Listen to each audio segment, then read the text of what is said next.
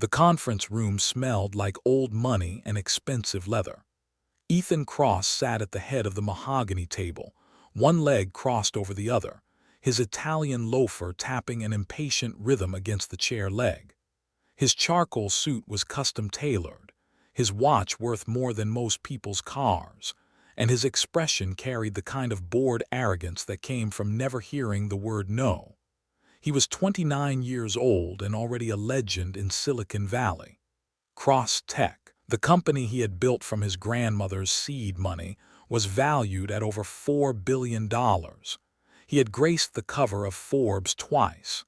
He had dated supermodels, closed deals that made grown men weep, and crushed competitors without losing a single night of sleep. Today, he was about to become even richer. Attorney Reynolds sat across from him, a thin man in his 60s with wire-rimmed glasses and a manila folder that seemed far too slim for the amount of money it supposedly contained. The lawyer cleared his throat, adjusted his glasses, and pressed a button on the laptop in front of him. A screen descended from the ceiling.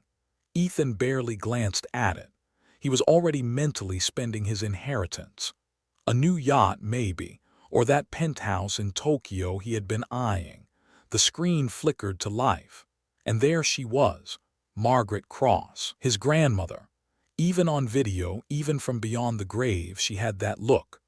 The one that made Ethan feel like he was 12 years old again, caught stealing cookies from the kitchen. She sat in her favorite chair, the one by the window of her Napa Valley estate, sunlight streaming through the glass behind her. She wore pearls and a cream-colored blouse, her silver hair pulled back in an elegant bun. Her hands were folded in her lap, and her eyes, sharp and clear despite her 87 years, stared directly into the camera, directly at him. "Hello, Ethan," she said, her voice steady and warm. "If you are watching this, then I am gone, and you are sitting in that conference room expecting to inherit my shares of Cross Tech." Ethan leaned back in his chair, a small smile tugging at his lips. Of course he was. Margaret paused as if she could see that smile. "I imagine you are quite confident right now," she continued. "You have always been confident. Even as a boy, you believed the world owed you something. Perhaps I am partly to blame for that. I gave you everything after your parents died. I built you up, gave you opportunities, handed you the keys to an empire." Ethan's smile faded slightly. "But somewhere along the way, Ethan, you forgot something important. You forgot that people are not chess pieces, that businesses are built on the backs of real human beings with real lives. You became ruthless, cold. You stopped seeing people and started seeing profit margins." The words hit him like a slap. Attorney Reynolds shifted uncomfortably in his seat. Margaret leaned forward slightly, her gaze softening.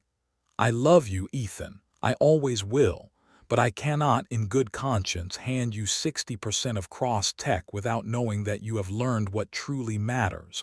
So I am giving you a challenge." Ethan sat up straighter. "You have 30 days to find a woman to marry, but not just any woman. Not one of those models you parade around on your arm. Not an heiress or an influencer or someone from your social circle. I want you to marry someone real, someone who works for a living, someone who does not care about your money or your name, someone who will challenge you." Ethan's jaw tightened. "You will stay married to this woman for 6 months. You will live together. You will treat her with respect. And at the end of those 6 months, if you can prove to me, through the observations of Attorney Reynolds here, that you have changed, that you have learned to value real people, then the shares are yours." Margaret sat back, her expression firm. "But if you refuse or if you fail, the shares will be transferred to the Margaret Cross Foundation for Small Business Development. Every penny will go to helping the kind of people you have spent your career stepping on." The screen went black. Silence filled the room. Ethan stared at the blank screen, his mind racing. His hands gripped the armrests of his chair so tightly his knuckles turned white. "This is insane," he said finally, his voice low and dangerous. "She cannot be serious." Attorney Reynolds cleared his throat. I assure you, Mr. Cross, she was very serious. The will has been reviewed by 3 separate legal teams. It is ironclad. Ethan stood abruptly, the chair scraping loudly against the floor. He paced to the window, staring out at the San Francisco skyline. The city stretched out below him, glittering and vast, a kingdom he had conquered. And now his grandmother was threatening to take it all away. 30 days, he said, his voice tight. I have 30 days to find some random woman and convince her to marry me. Correct. And if I do not, then the shares transfer to the foundation on day 31. Ethan turned, his eyes blazing. What if I contest the will? Reynolds did not flinch. You can try, but your grandmother anticipated that. She included a clause stating that any attempt to contest the will results in immediate forfeiture of the inheritance. No appeals, no negotiations. Ethan laughed, a sharp, bitter sound. Of course she did. He ran a hand through his dark hair, his mind already working through the angles. There had to be a loophole. There was always a loophole. What are the exact parameters? He asked. What qualifies as real? Reynolds consulted his notes. The woman cannot be a model, actress, influencer, heiress, or anyone with a net worth exceeding $500,000. She must have a verifiable job or business. She cannot be someone you have previously dated or had any romantic involvement with. And the marriage has to last 6 months. Correct. You must cohabitate, you must make public appearances together, and I will be conducting monthly check-ins to assess the legitimacy of the relationship. Ethan's jaw clenched. His grandmother had thought of everything. He turned back to the window, his reflection staring back at him. Behind him, the city hummed with life, indifferent to his crisis. 6 months. He could do 6 months. It was just another deal, another negotiation. He had built an empire on his ability to read people, to find their weaknesses, to offer them exactly what they wanted in exchange for what he needed.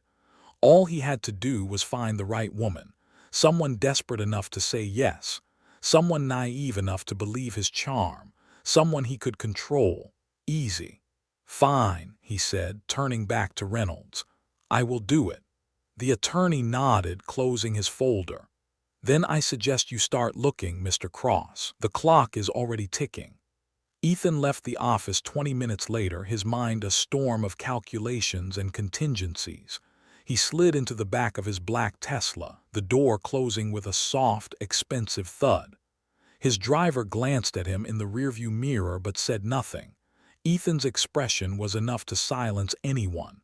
As the car pulled into traffic, Ethan pulled out his phone and dialed. It rang twice before a familiar voice answered. Ethan. How did it go? Marcus Webb. His best friend since Stanford, his right-hand man at Cross Tech, and the only person in the world who could get away with calling him by his first name in public. It went, Ethan said flatly. That bad, worse. He filled Marcus in on the details, his voice clipped and efficient. By the time he finished, Marcus was laughing. Your grandmother made you get married. That is incredible. It is not funny. It is a little funny. Ethan glared at the phone. I have 30 days. Marcus, 30 days to find someone, convince her to marry me, and then survive 6 months of playing house. If I fail, I lose everything. Marcus sobered.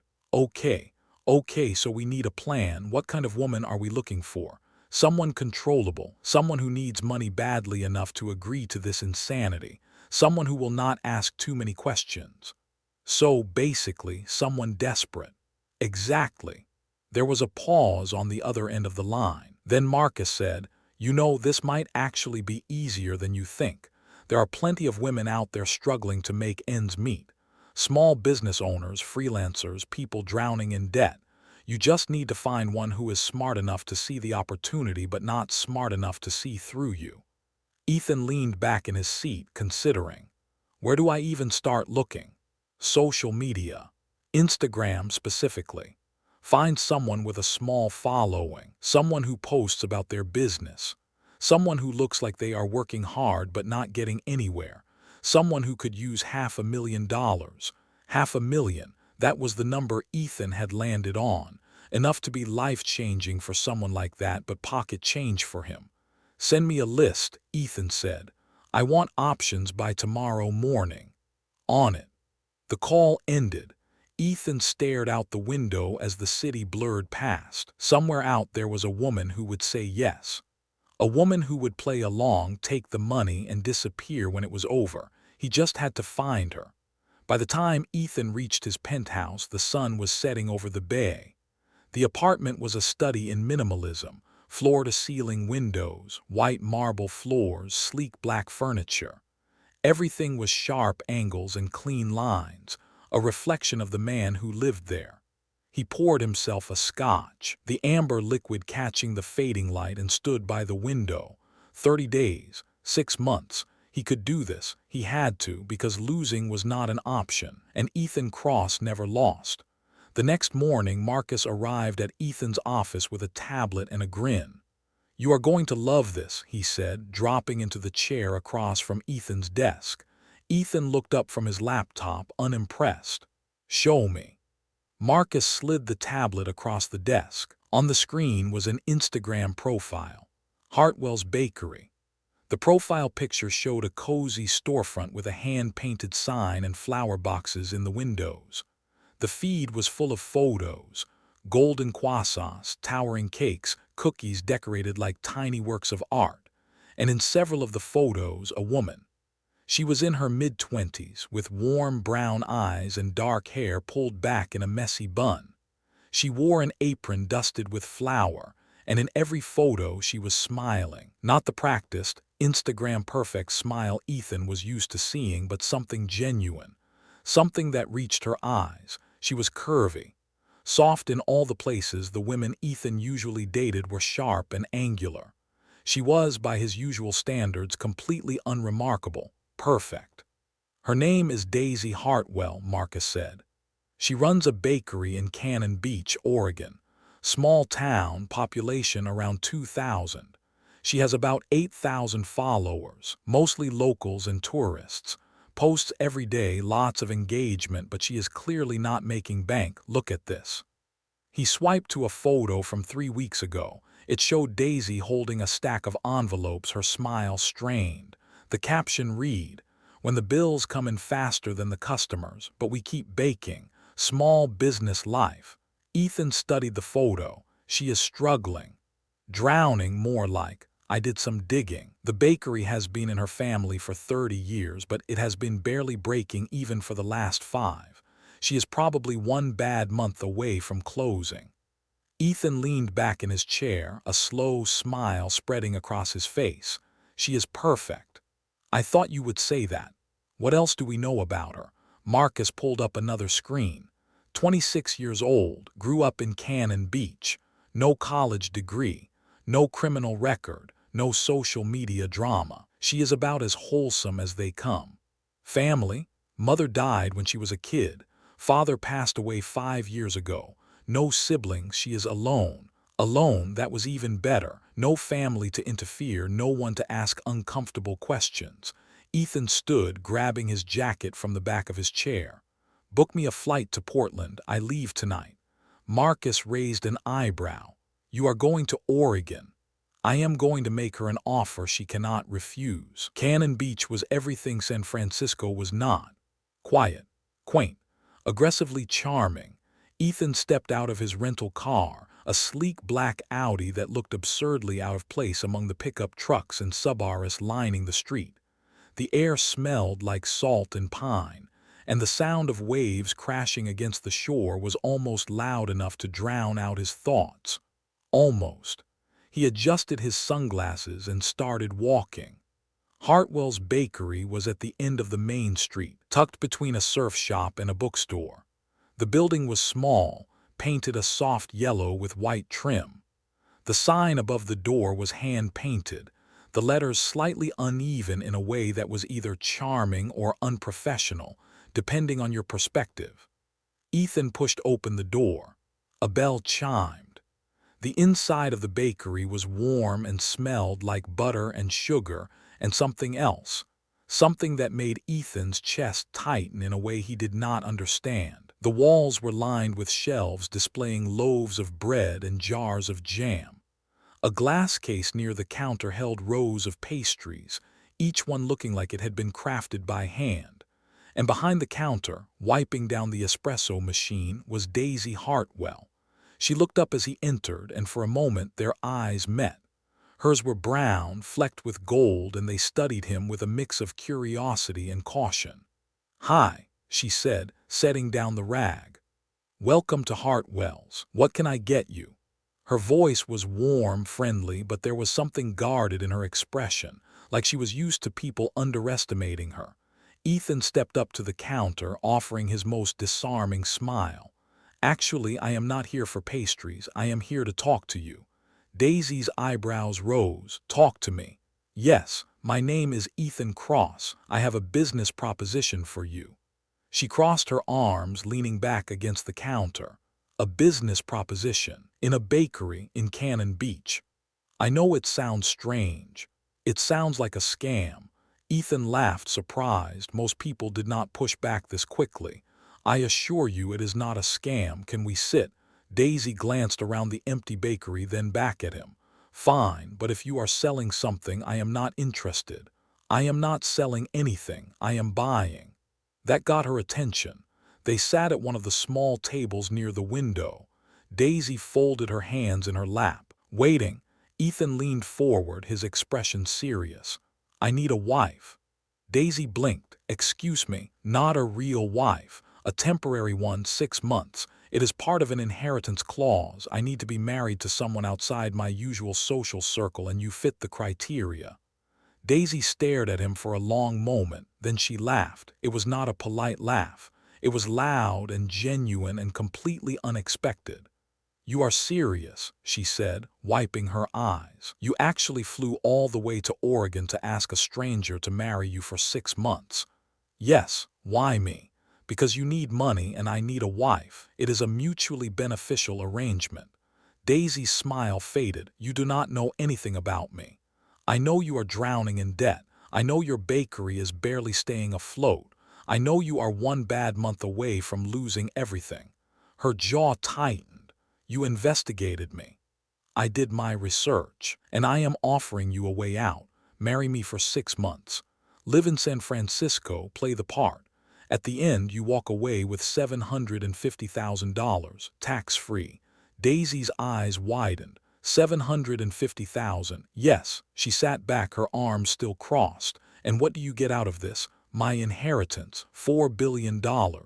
So you are bribing me." "I am compensating you for your time." Daisy shook her head, standing abruptly. "This is insane. I do not even know you."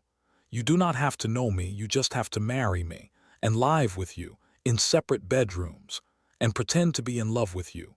In public, yes." Daisy laughed again, but this time it was bitter. "You are unbelievable. You think you can just walk in here, wave some money around, and I will drop everything to be your fake wife?" "Yes." She stared at him, her expression unreadable. Then she turned and walked back to the counter. "Get out," she said quietly. Ethan stood, straightening his jacket. "Think about it. You have my number." "I do not have your number." He pulled a business card from his pocket and set it on the counter. "Now you do." And with that he walked out, the bell chiming cheerfully behind him. Daisy stood behind the counter, staring at the business card like it was a live grenade. Ethan Cross, CEO, Cross Tech. She picked up the card, her hands trembling slightly. She knew that name. She knew it because 5 years ago, Ethan Cross had destroyed her father. Robert Hartwell had been a small-time investor, a man who believed in people and second chances. He had put his life savings into an early-stage tech startup, a company that promised to revolutionize data security. That company had been bought out by Cross Tech, and Ethan Cross had forced out every small investor, including her father, using legal loopholes and predatory contracts. Her father had lost everything. The stress had triggered a heart attack. He had died 3 months later. Daisy had spent the last 5 years keeping the bakery alive, honoring her father's memory and trying not to drown in the debt he had left behind. And now Ethan Cross was standing in her bakery, offering her money. She should have thrown the card in the trash. She should have told him to never come back. But instead, she walked to the back office, opened her laptop, and pulled up a folder she had not looked at in months, Cross Industries' dad's case. Inside were documents, emails, contracts, everything she had managed to gather about the deal that had destroyed her father. She had always planned to do something with it, to expose Ethan Cross for what he was, but she had never had the resources, never had the access. Until now. Daisy stared at the business card, her mind racing. $750,000. 6 months. Access to Ethan Cross's life. She could take his money, she could save the bakery, and she could destroy him. Slowly, a smile spread across her face. She picked up her phone and dialed the number on the card. It rang once. Daisy, Ethan's voice was smooth, confident. "I was hoping you would call." "I will do it," she said, "but I want $1 million. There was a pause, then done, "and I have conditions. I am listening. I keep the bakery. I run it remotely. You do not interfere with my life outside of public appearances. And at the end of 6 months, we walk away. No strings." "Agreed." Daisy took a deep breath. "Then we have a deal." "Excellent. I will have my lawyer draw up the contract. We will meet in San Francisco next week to finalize everything." "Fine." "Daisy." "Yes." "Welcome to the family." The line went dead. Daisy set down the phone, her heart pounding. She had just agreed to marry the man who killed her father, and she was going to make him pay. Ethan Cross did not believe in fate. He believed in data, in leverage, in the cold, hard logic of supply and demand. The universe did not hand you opportunities, you created them. And right now, sitting in his penthouse office with Marcus sprawled across the leather couch, Ethan was creating the opportunity of a lifetime. She said yes, Marcus said, scrolling through his phone. "I still cannot believe she said yes."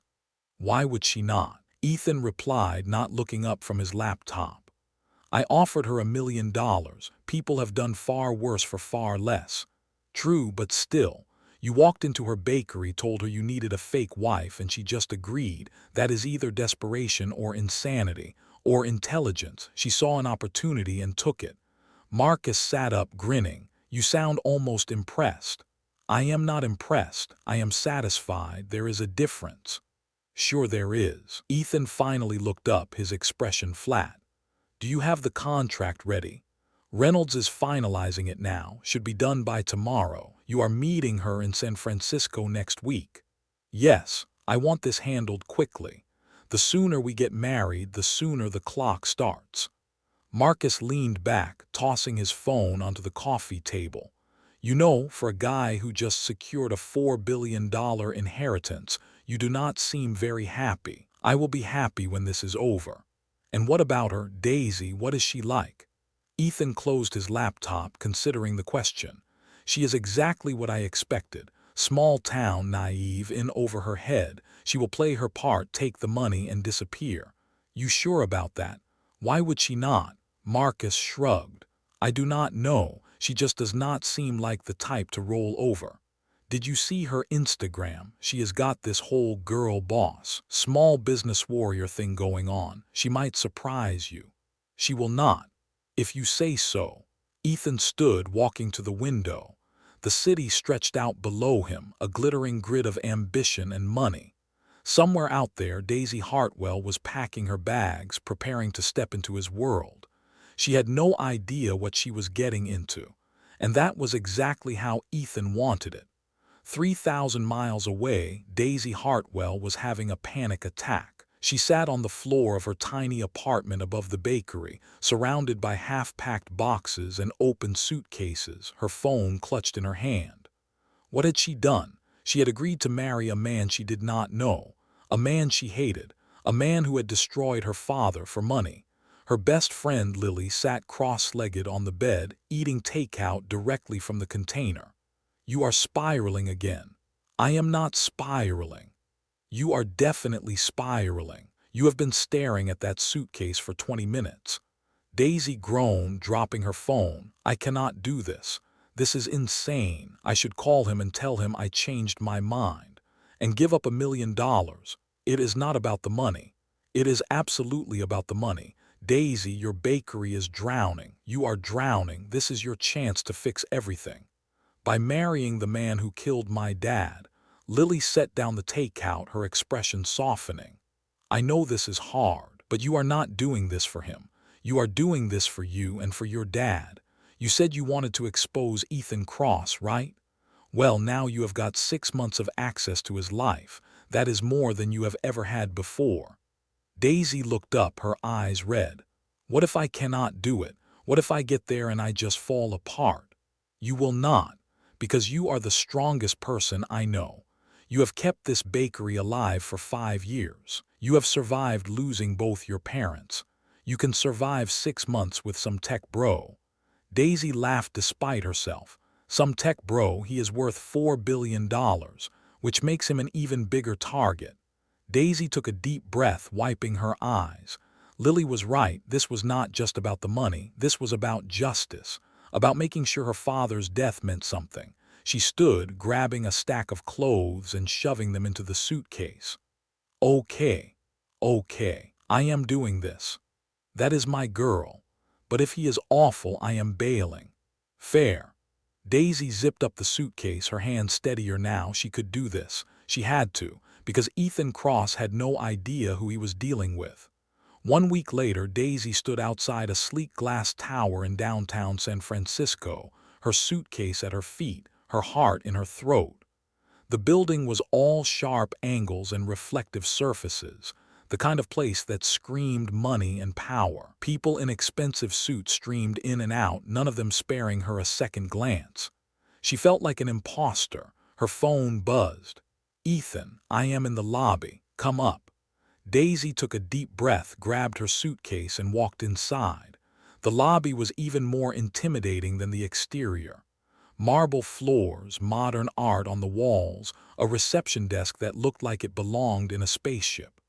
A security guard directed her to the elevators, and she stepped inside, pressing the button for the 42nd floor. The elevator rose smoothly, silently, and Daisy watched the numbers climb. 30, 35, 40, 42. The doors opened, and there he was. Ethan Cross stood in the center of a massive office, his back to her, staring out at the city through floor-to-ceiling windows. He wore a navy suit that probably cost more than her car, his hands in his pockets, his posture relaxed. He did not turn around. Close the door, he said. Daisy stepped inside, letting the elevator doors slide shut behind her. She set down her suitcase, her eyes scanning the room.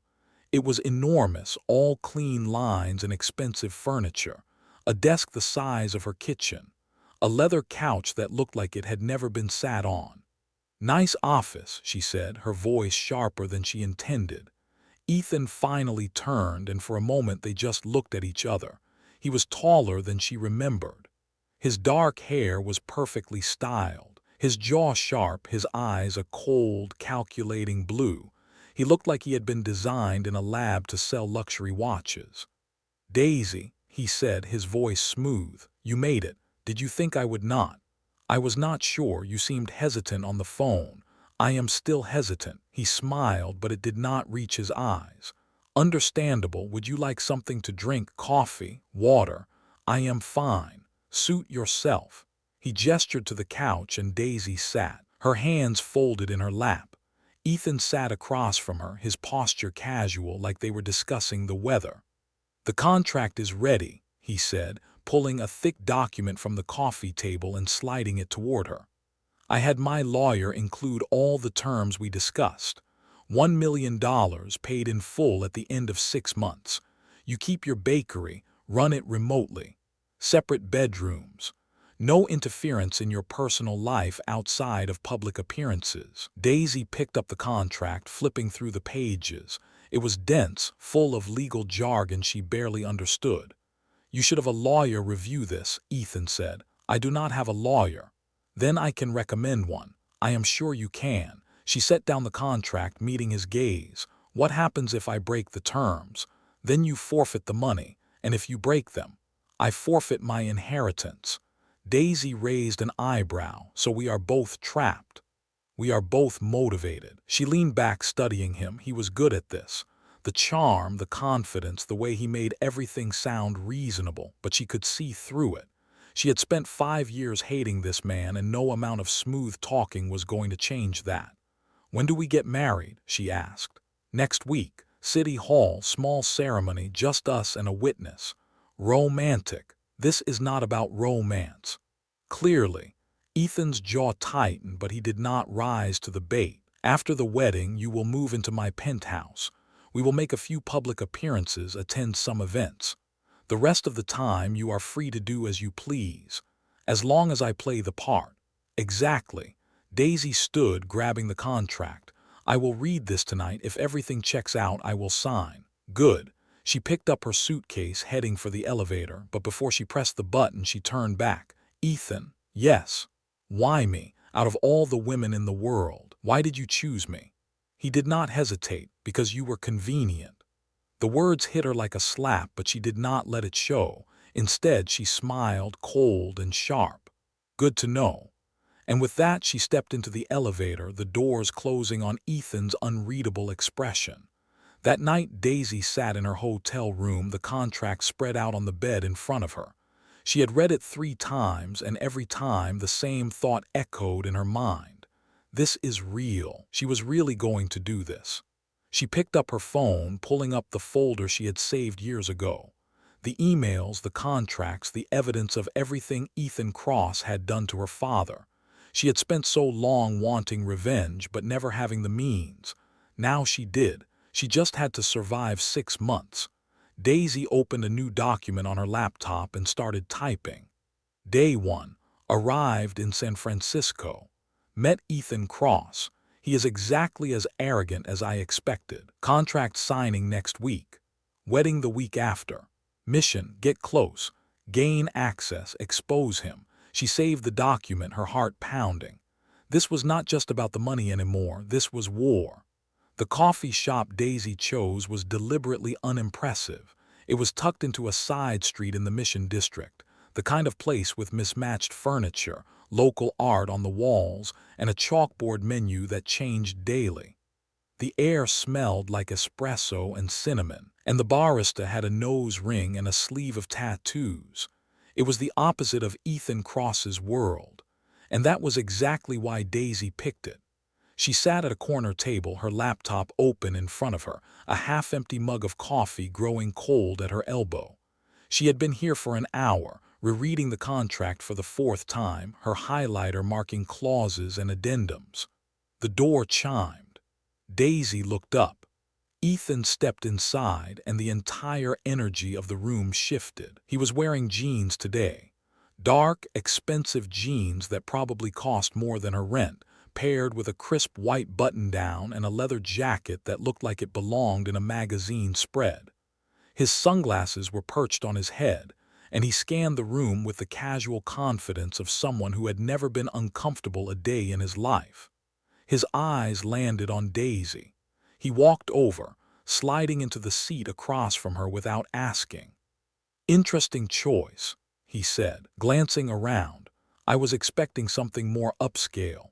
"I do not do upscale," Daisy replied, not looking up from her laptop. Clearly, she finally met his gaze, her expression flat. "Did you come here to insult my taste, or do you actually have something to say?" Ethan leaned back, a small smile tugging at his lips. "I came to see if you signed the contract." Daisy closed her laptop, folding her hands on top of it. "I have questions." "Of course you do. Clause 7, it says I am required to attend all public events you deem necessary. What does that mean exactly?" "It means if I need you at a gala, a business dinner, or a charity event, you show up. And if I do not want to, then you are in breach of contract." Daisy's jaw tightened. "So I am your accessory. You are my wife temporarily." "Right, your fake wife. The marriage will be real, the feelings will not." Daisy leaned forward, her voice low. "Let me make something very clear, Ethan. I am not some doll you can dress up and parade around. If you want me to play this part, you are going to treat me with respect. That means no surprises, no last-minute demands, and no controlling what I do with my time when we are not in public." Ethan studied her, his expression unreadable. You are more assertive than I expected. Good. Then we understand each other. He reached into his jacket and pulled out a pen, setting it on the table between them. Sign the contract, Daisy, or walk away, but decide now. I do not have time for games. Daisy stared at the pen. This was it. The moment she committed, she thought about her father, about the bakery, about the 5 years she had spent drowning in debt and grief. She thought about Ethan Cross sitting across from her, so confident, so sure he had already won. He had no idea what was coming. Daisy picked up the pen, flipped to the last page of the contract, and signed her name. Ethan's smile widened. Excellent. Do not look so smug. This does not mean I like you. I do not need you to like me. I just need you to show up. Daisy stood, shoving the contract into her bag. When is the wedding? Next Friday, 11 a.m., City Hall. Romantic. You keep saying that, because it keeps being true. Ethan stood as well, adjusting his jacket. I will send a car to pick you up. Wear something appropriate. Appropriate?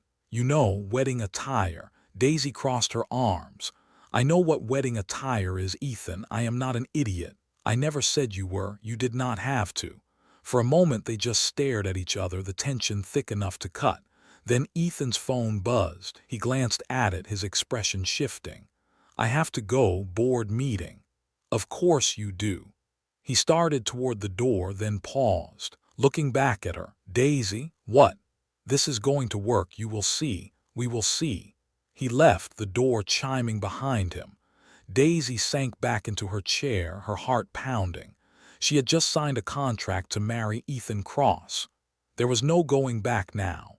The week leading up to the wedding passed in a blur.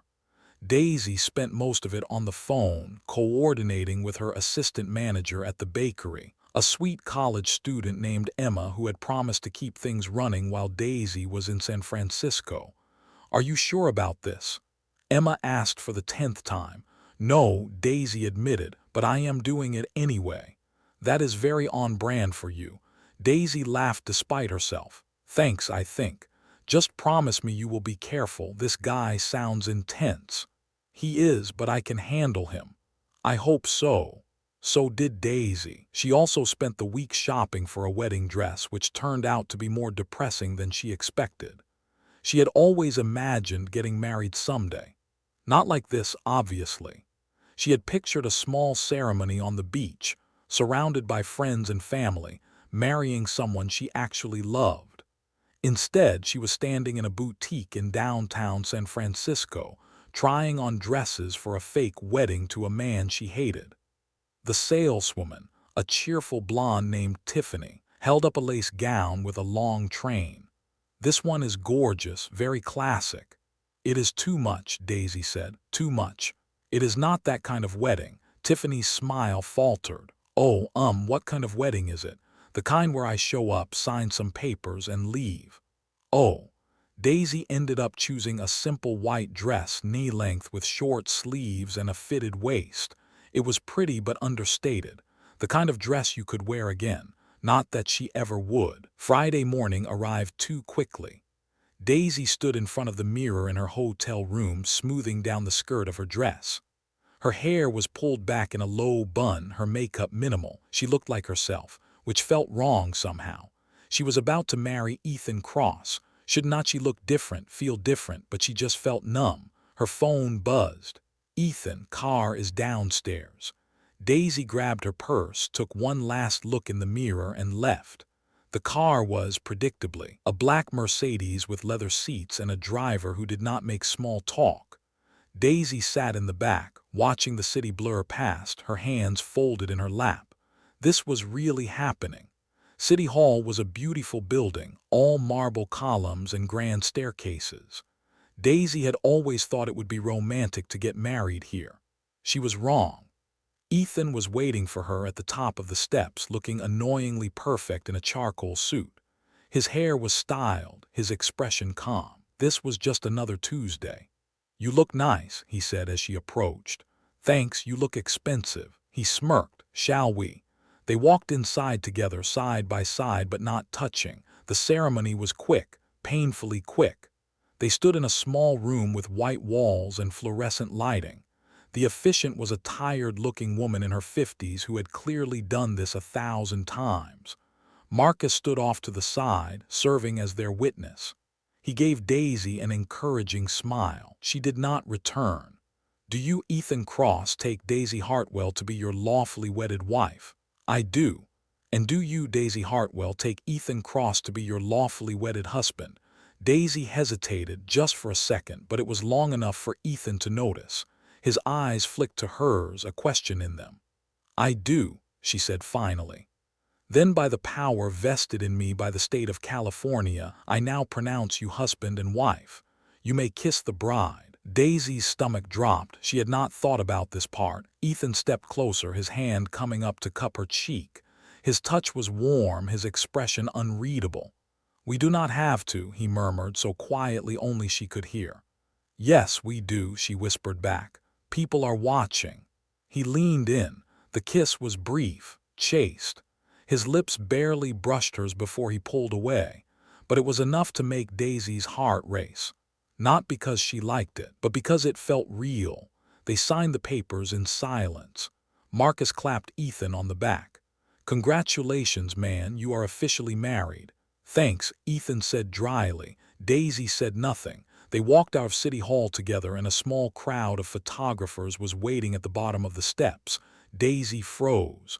"Smile," Ethan murmured, slipping his arm around her waist. "You did not tell me there would be photographers." "I did not think I had to."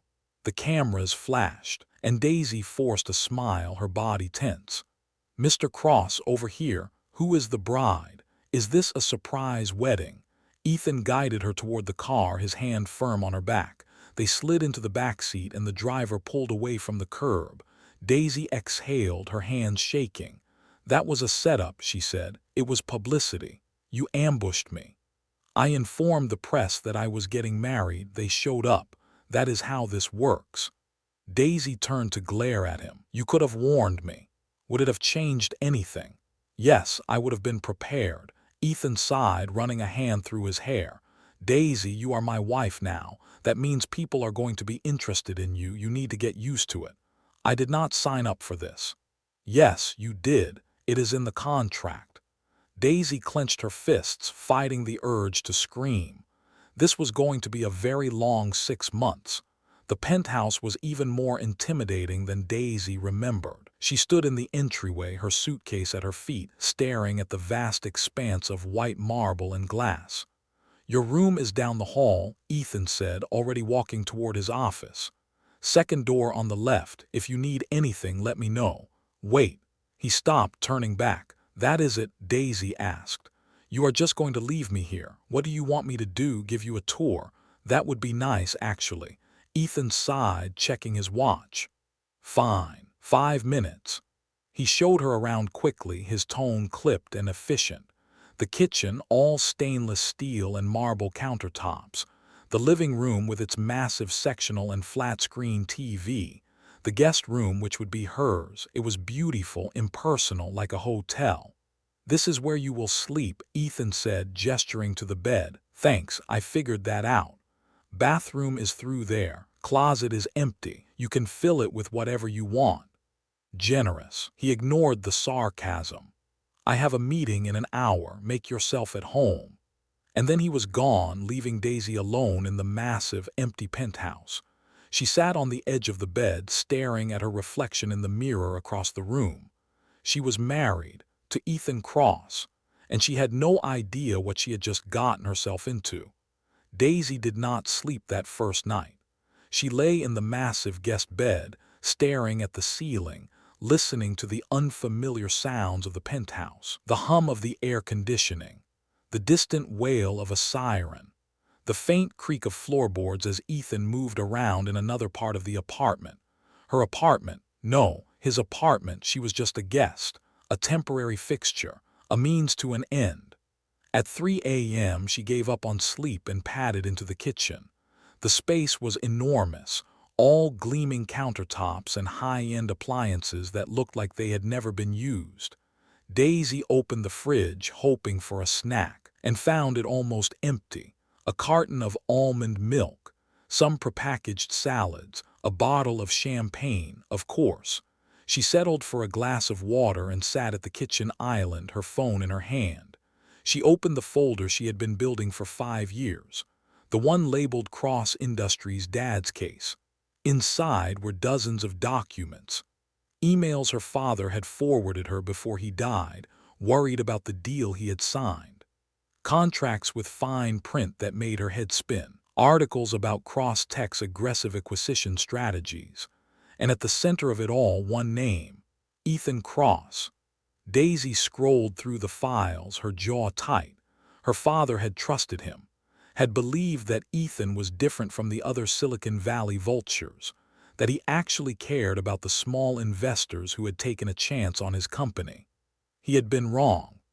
Ethan had forced out every small investor, including her father, using a clause buried deep in the contract. A clause that allowed Cross-Tech to buy back shares at a fraction of their value if the company hit certain financial milestones. Milestones Ethan had deliberately triggered. Her father had lost everything. $200,000. His entire retirement fund. The stress had been too much. 3 months later, he was dead, and Ethan Cross had gone on to become a billionaire. Daisy closed the folder, her hands shaking. She was going to make him pay. She just had to figure out how. The next morning, Daisy woke to the smell of coffee. She stumbled out of bed, still in the oversized t-shirt she had slept in, and followed the scent to the kitchen. Ethan was standing at the counter, fully dressed in a suit, scrolling through his phone. A French press sat on the counter next to him, steam rising from the top. He looked up as she entered. "Good morning." Daisy blinked, her brain still foggy. "You made coffee?" "I did." "Why?" "Because I drink coffee in the morning." "No. I mean, why did you make extra?" Ethan poured himself a cup, his expression unreadable. "I assumed you would want some." Daisy crossed her arms, suddenly self-conscious in her pajamas. "That was thoughtful. Do not read too much into it." He poured a second cup and slid it across the counter toward her. Daisy picked it up, inhaling the rich, dark scent. It was good coffee, really good. "Thanks," she said grudgingly. Ethan nodded, already turning his attention back to his phone. They stood in silence for a moment, sipping their coffee, the morning light streaming through the floor-to-ceiling windows. It was almost peaceful, almost. "So," Daisy said finally, "what happens now?" "Now we establish a routine. I have work, you have your bakery, we coexist." "Coexist?" "Yes, we are roommates essentially. Roommates who are married. Legally, yes." Daisy set down her cup. "And what about the public appearances? When does that start?" "Tonight, actually. There is a charity gala, black tie, I need you there." Daisy's stomach dropped. "Tonight? Yes, is that a problem?" "I do not have anything to wear to a black tie gala, Ethan." He waved a hand dismissively. "I will have something sent over." "You will have something sent over?" "Yes. A stylist will be here at 3 p.m. She will take care of everything." Daisy stared at him. "You are serious?" "I am always serious. I do not need a stylist." "You do if you are attending an event with me." "Excuse me." Ethan finally looked up from his phone, his expression patient but firm. "Daisy, these events are not casual. There are expectations. Photographers, journalists, people who will be watching everything you do. I need you to look the part." "The part of what? Your trophy wife." "The part of my wife, period." Daisy's jaw tightened. "I am not a doll you can dress up. I am not asking you to be. I am asking you to meet the basic requirements of the role you agreed to play.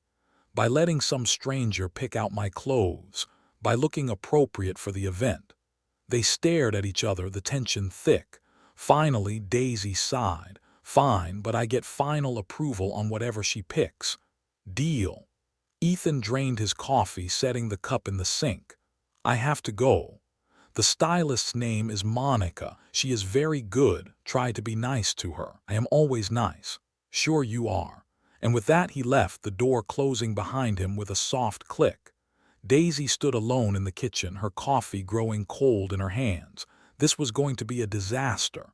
Monica arrived at exactly 3 p.m., wheeling in 2 racks of dresses and a suitcase full of accessories. She was tall, elegant, with sharp cheekbones and hair pulled back in a sleek ponytail. She looked like she had stepped out of a fashion magazine. "Daisy," she said, her voice warm and bright. "It is so nice to meet you. Ethan has told me so much about you." Daisy doubted that. "Nice to meet you too." Monica clapped her hands together. "Okay, so tonight is the Children's Hospital Charity Gala. Very high profile, lots of press. We want you to look elegant, sophisticated, but also approachable. Like you belong, but you are not trying too hard." That sounds complicated. It is. But that is what I am here for. Monica started pulling dresses off the rack, holding them up one by one. A red gown with a plunging neckline, too bold. A silver sheath dress, too cold. A black dress with lace sleeves, too safe. Finally, she pulled out a deep emerald green gown. It was simple but stunning, with a fitted bodice and a flowing skirt that hit just above the floor. "This," Monica said, holding it up. "This is the one." Daisy stared at it. "It is beautiful. Try it on." Daisy took the dress into her room and slipped it on. The fabric was soft, luxurious, and it fit her perfectly. The color brought out the warmth in her skin, and the cut was flattering without being too revealing. She stepped back into the living room and Monica gasped. "Oh my God, you look incredible." Daisy looked down at herself, feeling suddenly self-conscious. "You do not think it is too much? It is perfect. Ethan is going to lose his mind." "I do not care what Ethan thinks." Monica smiled knowingly. "Sure you do not." By the time Ethan came home at 6 p.m., Daisy was ready. Her hair was styled in loose waves, her makeup subtle but polished. The green dress fit like a dream, and Monica had paired it with simple gold jewelry and black heels. Daisy stood in the living room, feeling like an imposter. Ethan walked in, loosening his tie, and stopped dead when he saw her. For a moment, he just stared. "Well," Daisy said, her voice sharper than she intended. "Do I pass inspection?" Ethan blinked, recovering quickly. "You look good. Good, very good. Wow, high praise." He smirked, walking past her toward his room. "Give me 10 minutes to change. The car will be here at 6:30. Daisy watched him go, her heart pounding. Very good. She hated how much those 2 words affected her. The gala was held at a historic hotel in downtown San Francisco, the kind of place with crystal chandeliers and marble floors and waiters in white gloves. Daisy felt like she had stepped into another world. Ethan guided her through the crowd, his hand resting lightly on the small of her back. People turned to stare as they passed, whispers following in their wake. "Is that Ethan Cross? Who is she? I heard he got married." Daisy forced a smile, her nerves fraying with every step. "Relax," Ethan murmured, leaning close. "You are doing fine. I feel like everyone is staring at me." "They are. You are beautiful. Get used to it." Daisy's cheeks flushed and she hated herself for it. They made their way to their table where Marcus was already seated, chatting with a blonde woman in a red dress. "Ethan," Marcus stood, grinning. "And the lovely bride, Daisy, you look stunning." "Thanks, Marcus." The blonde woman turned, her eyes narrowing as she took in Daisy. "Vanessa," Ethan said, his tone carefully neutral. "I did not know you would be here." "Vanessa Cole." Daisy recognized her immediately. She was a model and influencer, and according to the tabloids, Ethan's ex-girlfriend. She was also breathtakingly beautiful. "Ethan," Vanessa said, her voice smooth as silk. "It has been too long." "Has it?" Vanessa's gaze shifted to Daisy, her smile sharpening. "And you must be the new wife. How sweet." "Daisy," Daisy said, extending her hand. Vanessa shook it limply, her eyes scanning Daisy from head to toe. "Charming dress, very understated. Thank you. I mean, it is nice to see Ethan branching out, trying something different." The words were polite, but the tone was anything but. Daisy felt her temper flare, but before she could respond, Ethan stepped in. "Vanessa, if you will excuse us, we need to find our seats." He guided Daisy away, his hand firm on her back. "Sorry about that," he said once they were out of earshot. "She can be difficult." "She is awful." She is jealous. Of me. Of anyone who is not her. Daisy glanced back at Vanessa, who was watching them with a cold, calculating expression. This was going to be a long night. Dinner was a blur of small talk and forced smiles. Daisy sat next to Ethan, picking at her food while he charmed the other guests at their table. He was good at it, she realized. The way he laughed at their jokes, asked about their businesses, made them feel important. It was all an act, but it was a convincing one. Halfway through the meal, Vanessa appeared at their table, a glass of champagne in her hand. "Ethan, darling, we simply must catch up. It has been ages." Ethan's jaw tightened. "I am in the middle of dinner, Vanessa." "Oh, I am sure your wife will not mind, will you, Daisy?" All eyes turned to Daisy. She smiled sweetly. "Actually, I do mind. We are here together, as a couple, so unless you have something to say to both of us, I would appreciate it if you left us alone." The table went silent. Vanessa's smile faltered, her eyes flashing with anger. "Well," she said, her voice icy, "I can see why Ethan chose you. You certainly have a backbone. Thanks, I will take that as a compliment." Vanessa turned on her heel and walked away, her champagne glass trembling in her hand. Marcus let out a low whistle. "Damn, Daisy, that was brutal." Daisy shrugged, her heart pounding. She started it. Ethan leaned close, his voice low. "Remind me never to get on your bad side. Too late." He laughed, a genuine sound that caught Daisy off guard. For a moment she forgot she hated him, just for a moment. Later that night, back at the penthouse, Daisy kicked off her heels and collapsed onto the couch. "That was exhausting," she said. Ethan poured himself a scotch, loosening his tie. "You did well." "I told off your ex-girlfriend." "Exactly, you did well." Daisy laughed despite herself. "She really does not like me. She does not like anyone. She likes you. She likes the idea of me. There is a difference." Daisy watched him, curious despite herself. "Why did you date her?" Ethan took a sip of his drink, considering the question. "Because she was easy. She did not ask questions, did not demand anything real. It was convenient." "That sounds lonely." He looked at her, his expression unreadable. It was. The admission hung in the air between them.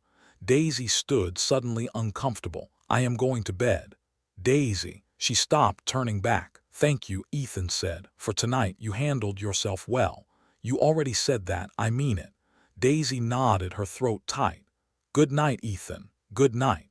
She walked to her room, closing the door behind her. And for the first time since she had arrived in San Francisco, she felt like maybe, just maybe, she could survive this. But as she lay in bed, staring at the ceiling, one thought kept circling through her mind. Ethan Cross was not what she expected, and that terrified her. The first week of married life was strange. Not bad exactly, just strange. Daisy and Ethan moved around each other like planets in separate orbits, occasionally intersecting but never colliding. They had breakfast together most mornings, silent except for the rustle of newspapers and the clink of coffee cups. Ethan left for work by 7:30 a.m., and Daisy spent her days managing the bakery remotely, video calling Emma, reviewing orders, and trying not to feel like a prisoner in a glass tower. The penthouse was beautiful, but it was not home. Everything was too clean, too perfect, too cold. There were no family photos on the walls, no personal touches, nothing that suggested a real person lived here.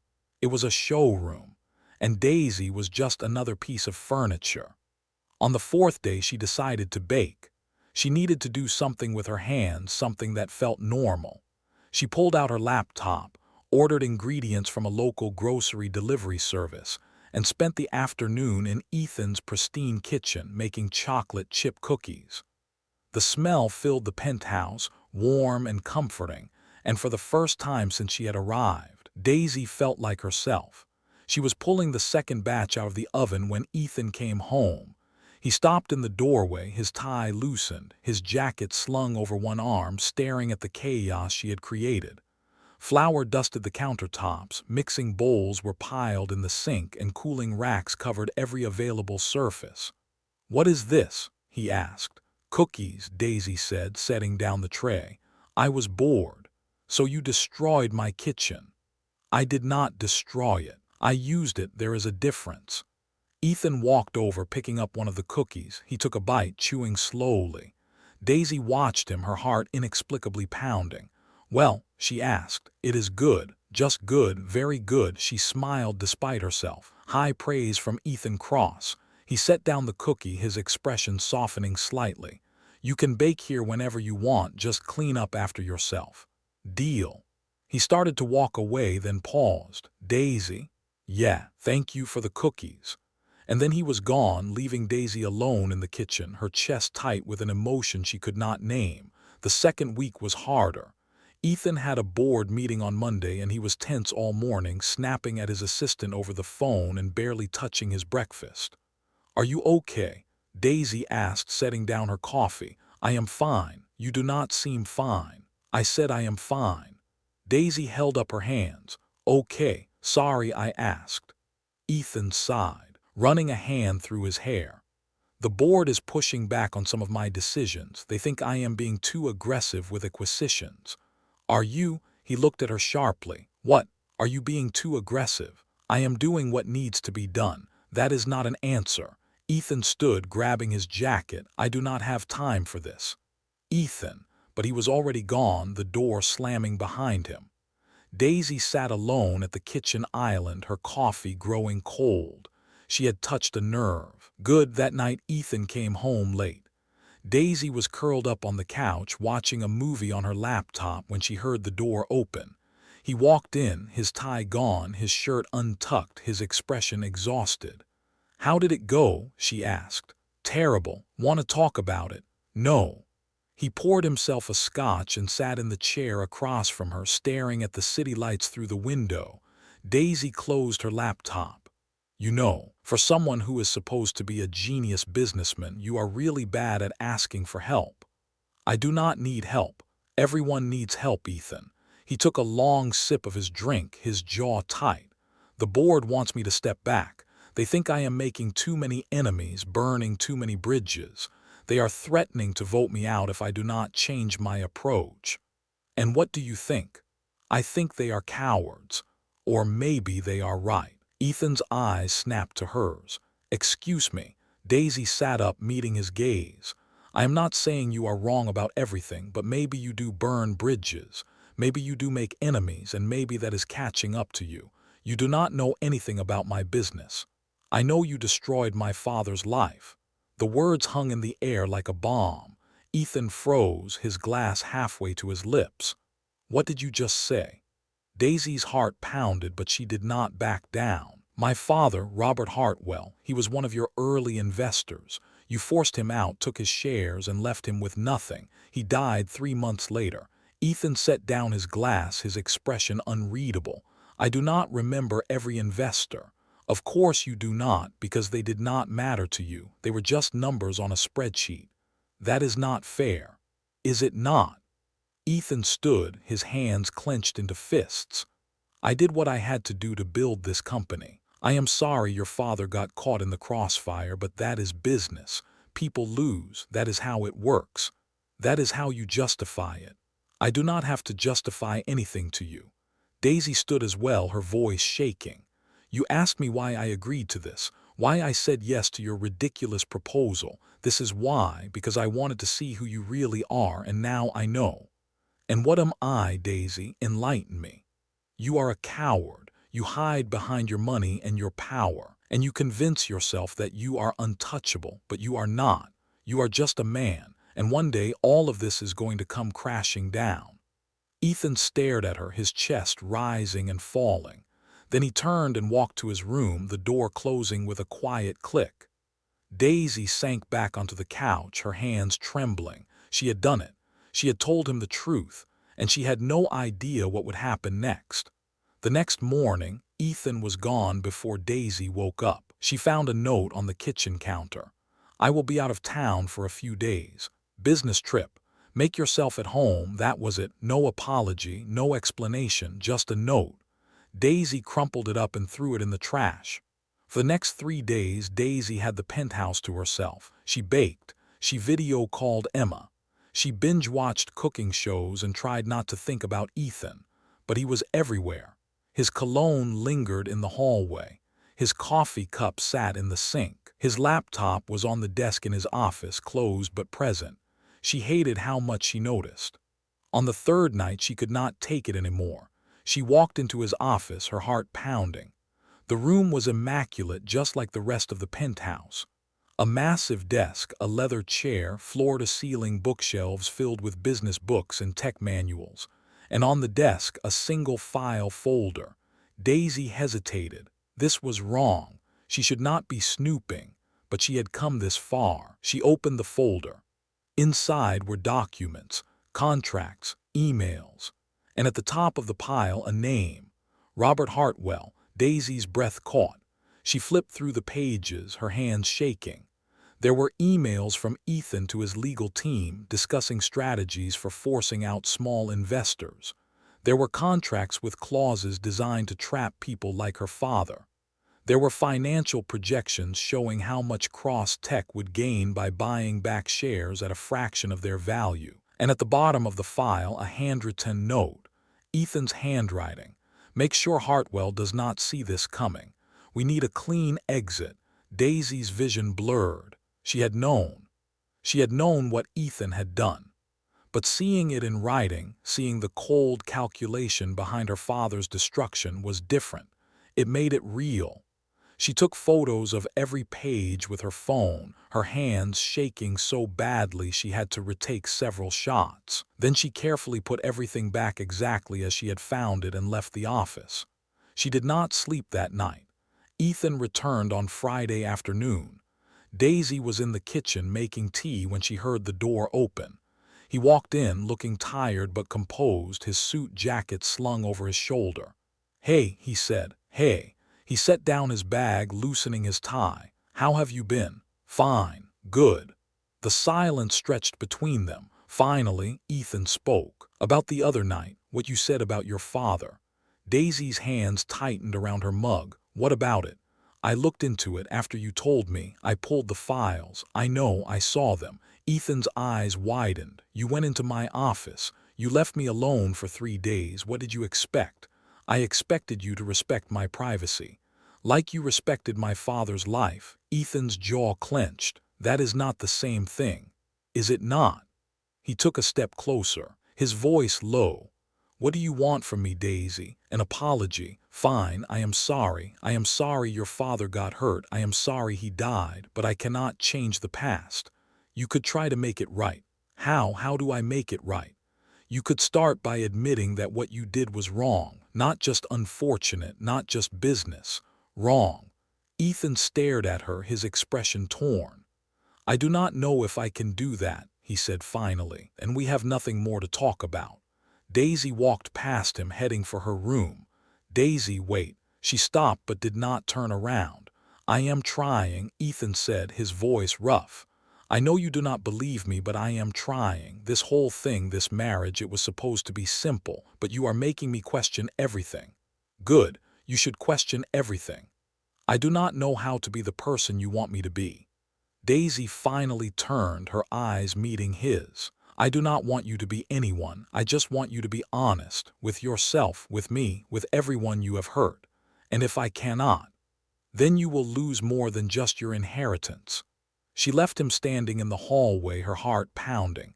That night Daisy lay in bed, staring at the photos on her phone, the evidence, the proof of what Ethan had done. She could send it to a journalist right now. She could destroy him, but something stopped her. Maybe it was the look in his eyes when he said he was trying. Maybe it was the way he had thanked her for the cookies. Maybe it was the fact that, despite everything, she was starting to see him as more than just the villain in her story. She hated herself for it, but it was true. Daisy closed the photos and set down her phone. Not yet. She would wait.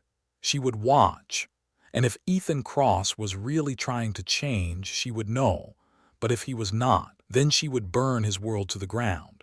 The third week of their marriage began with a fight. Not a quiet, passive-aggressive fight. A real one. It started over breakfast. Daisy was sitting at the kitchen island, scrolling through her phone when Ethan walked in with a garment bag. "What is that?" she asked. "Your outfit for tonight." Daisy looked up. "What is tonight?" "Cross-tech investor dinner. I told you about it last week." "No, you did not." Ethan frowned, pulling out his phone. "I sent you a calendar invite." "I do not check your calendar." "Well, you should. We have events almost every week." Daisy set down her phone, her jaw tight. "Ethan, I cannot just drop everything because you decided I need to show up somewhere. I have a business to run. You can run it from here." "That is not the point." "Then what is the point?" "The point is that you do not get to control my schedule. We agreed. Public appearances, fine. But you have to give me notice. You have to ask." Ethan's expression hardened. "I am not asking, Daisy. I am telling you, this is part of the agreement. You show up when I need you to show up. Or what? You will sue me. Or you will be in breach of contract." Daisy stood, her hands clenched into fists. "You are unbelievable. I am practical. You are controlling.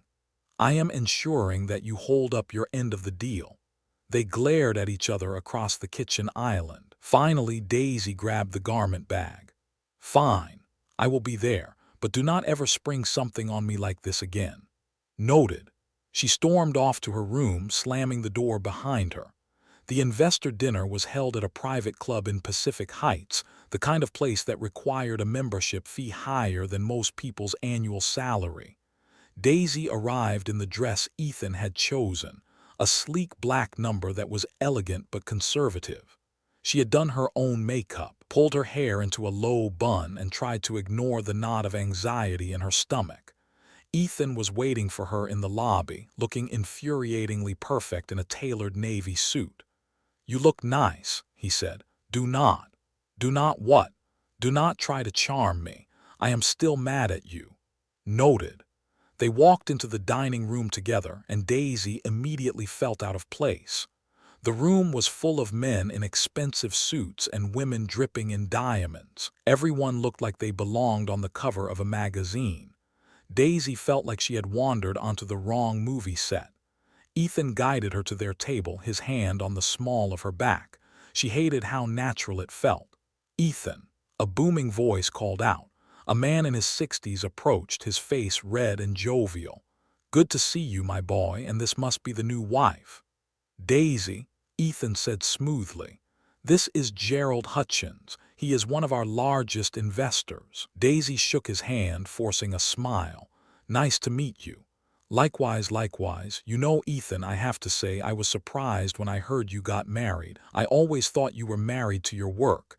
Ethan laughed, the sound easy and practiced. "Even I need a break sometimes." Gerald clapped him on the back.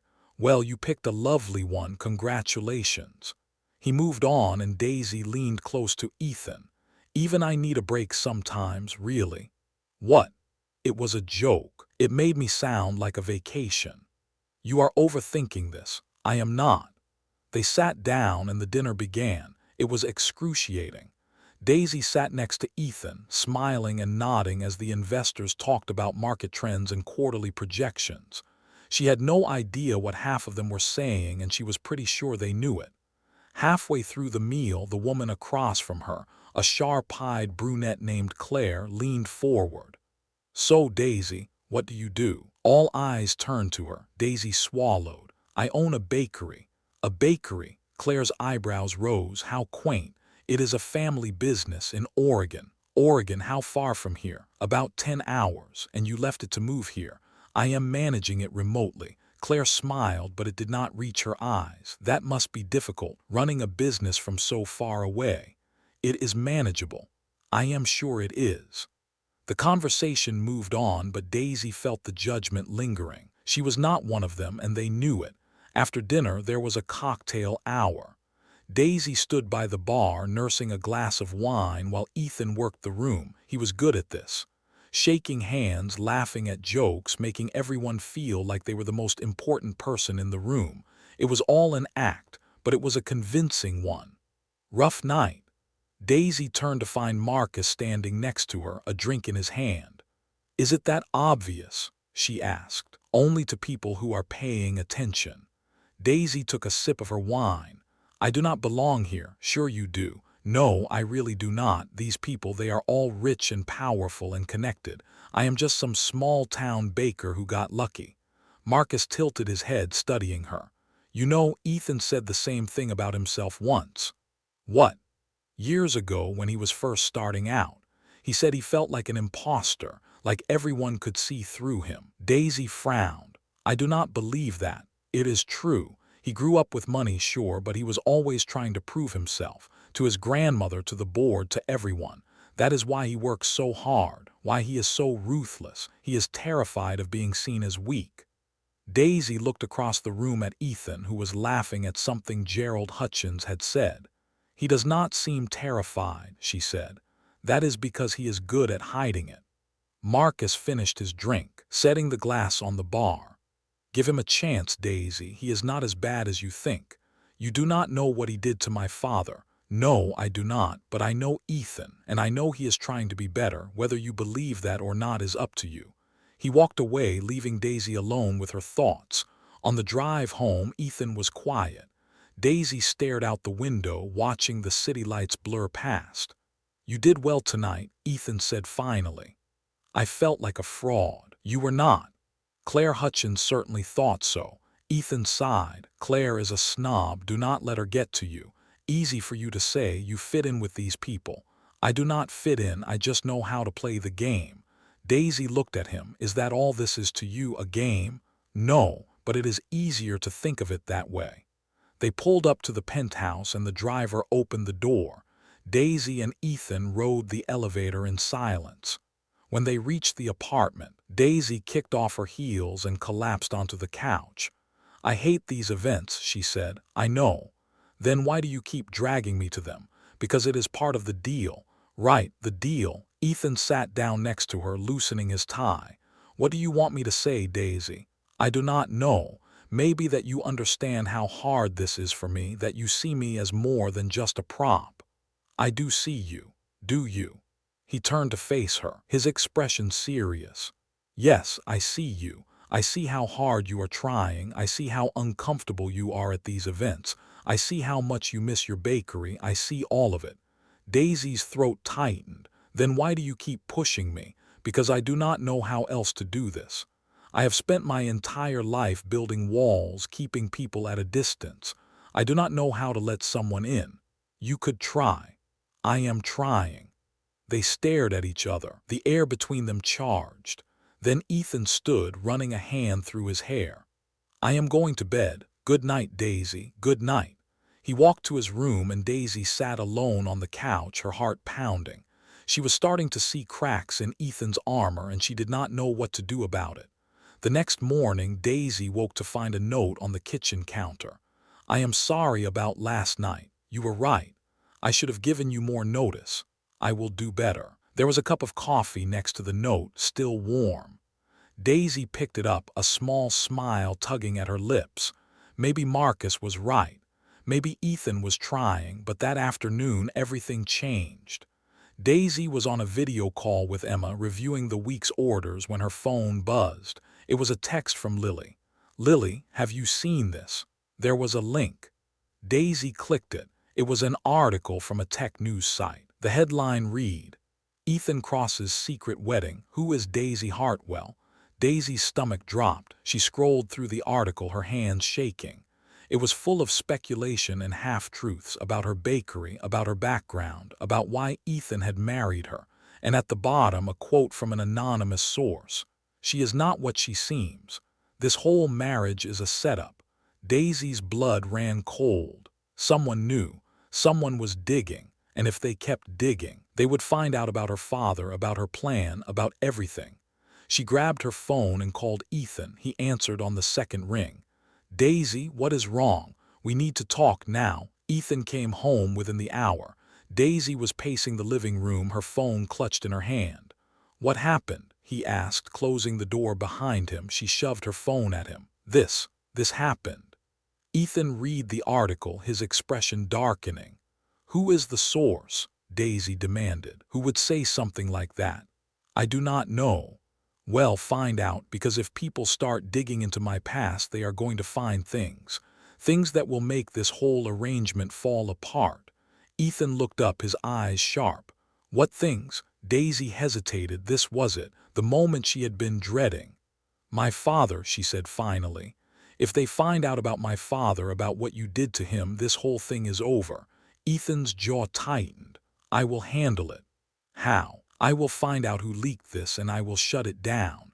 And if you cannot, I will. Daisy stared at him, her heart pounding. She wanted to believe him, but she did not know if she could. That night Ethan made a call. Daisy listened from the hallway, her ear pressed to the door of his office. I do not care what it costs, Ethan said, his voice cold. I want to know who talked to that reporter, and I want it handled quietly. There was a pause. No statements, no press releases. We let this die on its own. Another pause. Good, keep me updated. The call ended. Daisy stepped back, her heart racing. Ethan was protecting her, or was he protecting himself? She did not know anymore. The article disappeared from the internet by morning. Daisy did not ask how. She did not want to know. But as she sat at the kitchen island, sipping her coffee, she realized something. Ethan Cross was dangerous, not just because of his money or his power, but because he was starting to make her care. And that was the most dangerous thing of all. It was 2 a.m. when Daisy heard the noise. She had been lying in bed, staring at the ceiling, unable to sleep. Her mind was a tangle of thoughts about the article, about Ethan, about the photos on her phone that could destroy him. Then she heard it, a crash, the sound of something breaking. Daisy sat up, her heart pounding. Another crash. It was coming from the kitchen. She grabbed her robe and crept down the hallway, her bare feet silent on the marble floor. The kitchen was dark except for the glow of the city lights through the windows. And there, standing at the counter, was Ethan. He was in sweatpants and a t-shirt, his hair disheveled, his back to her. A broken glass lay on the floor at his feet, whiskey pooling around the shards. Ethan, Daisy said softly. He did not turn around. Go back to bed, Daisy. What happened? Nothing. I dropped a glass. Go back to bed. But his voice was wrong, tight, strained. Daisy stepped closer, careful to avoid the broken glass. Are you okay? I am fine. You do not sound fine. He finally turned and Daisy's breath caught. His eyes were red, not from crying exactly, but from exhaustion, from something deeper. I said I am fine, he repeated, but the words were hollow. Daisy crossed her arms. You are a terrible liar, and you are a terrible listener. Ethan, just go, Daisy, please. The please broke something in her. She had never heard him say that word before, not like that, not with that kind of desperation. Instead of leaving, she walked to the closet, grabbed a broom and dustpan, and started cleaning up the broken glass. What are you doing? Ethan asked. Cleaning up your mess. I can do it myself. Clearly. She swept up the glass, dumped it in the trash, and then grabbed a towel to mop up the whiskey. Ethan watched her, his expression unreadable. When she was done, she straightened, tossing the towel in the sink. There, she said, now sit down. Daisy, sit down. To her surprise, he did. He sank onto one of the bar stools, his shoulders slumped, his hands gripping the edge of the counter. Daisy poured him a glass of water and set it in front of him. Drink. He did not move. Ethan, drink the water. He picked up the glass, taking a small sip. Daisy sat down next to him, her hands folded in her lap. Do you want to talk about it? She asked. No, okay. They sat in silence for a long moment. Then Ethan spoke, his voice barely above a whisper.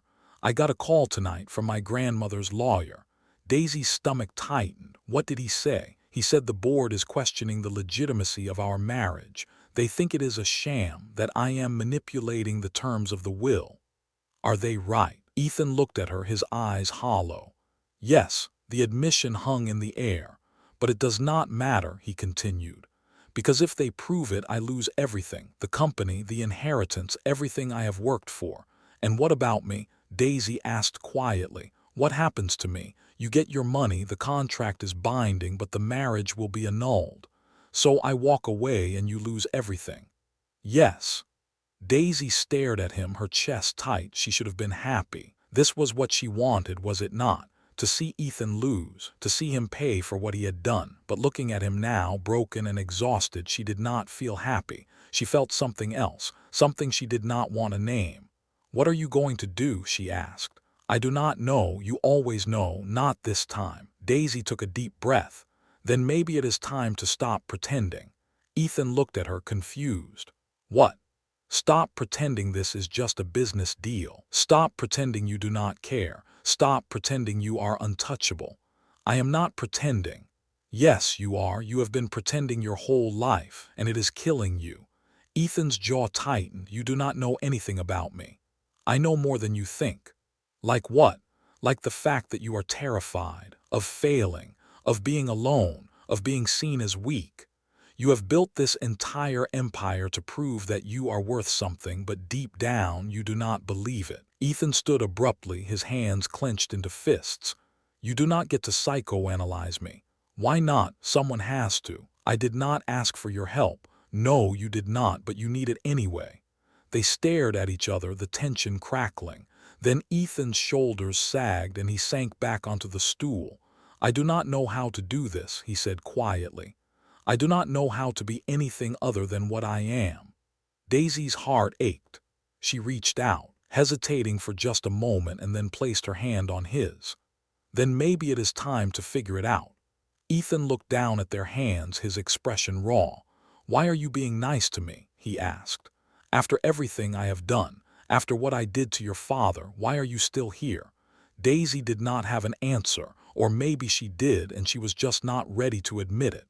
"Because," she said finally, "I think maybe you are not the villain I thought you were." Ethan's eyes met hers, and for a moment the world fell away. Then he pulled his hand back, standing abruptly. "You should go to bed," he said, his voice rough. "Ethan, please, Daisy, just go." She wanted to argue, to push, to make him talk, but she could see the walls going back up brick by brick, so she stood, tightening her robe around herself. "Good night, Ethan. Good night." She walked back to her room, her heart pounding, and as she lay in bed, staring at the ceiling, one thought echoed in her mind. She was starting to care about Ethan Cross, and that was a problem. The next morning, Ethan was gone before Daisy woke up.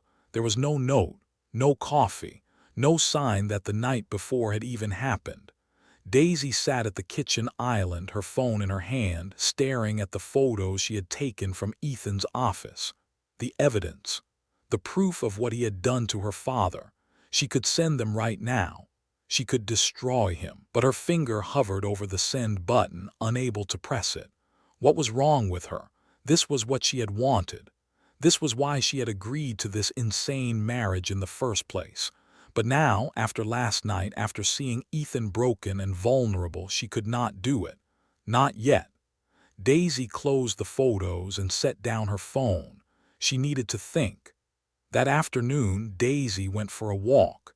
She needed to get out of the penthouse, to clear her head, to remember who she was and why she was here. She wandered through the streets of San Francisco, past boutiques and cafes and art galleries, until she found herself in Golden Gate Park. She sat on a bench, watching people jog past, families playing on the grass, couples holding hands. Normal people, living normal lives. She missed that. Her phone buzzed. It was a text from Emma. "Emma, hey boss. Just wanted to let you know we had a great week. Sales are up 20%. Whatever you are doing in SF, keep it up." Daisy smiled despite herself. At least something was going right. She was about to put her phone away when it buzzed again. This time it was Ethan. "Ethan, where are you?" Daisy frowned. "Daisy, Golden Gate Park." "Why, Ethan, stay there. I am coming to you." Daisy's heart skipped. "Daisy, why?" But he did not respond. 20 minutes later, Ethan appeared. He was still in his suit, his tie loosened, his hair slightly mussed like he had been running his hands through it. He sat down next to her on the bench, not saying anything. They sat in silence for a long moment, watching the world go by. "I am sorry," Ethan said finally. Daisy looked at him. "For what?" "For last night, for shutting you out, for being an ass." "You were not an ass, you were human." Ethan laughed, a short, bitter sound. "I do not know how to be human." "Sure you do. You are doing it right now." He looked at her, his expression soft. You confuse me, Daisy. Good, you need to be confused. Why? Because it means you are thinking, questioning, changing. Ethan shook his head. I do not know if I can change. You can, you just have to want to. And what if I do not know what I want? Daisy turned to face him fully. Then figure it out.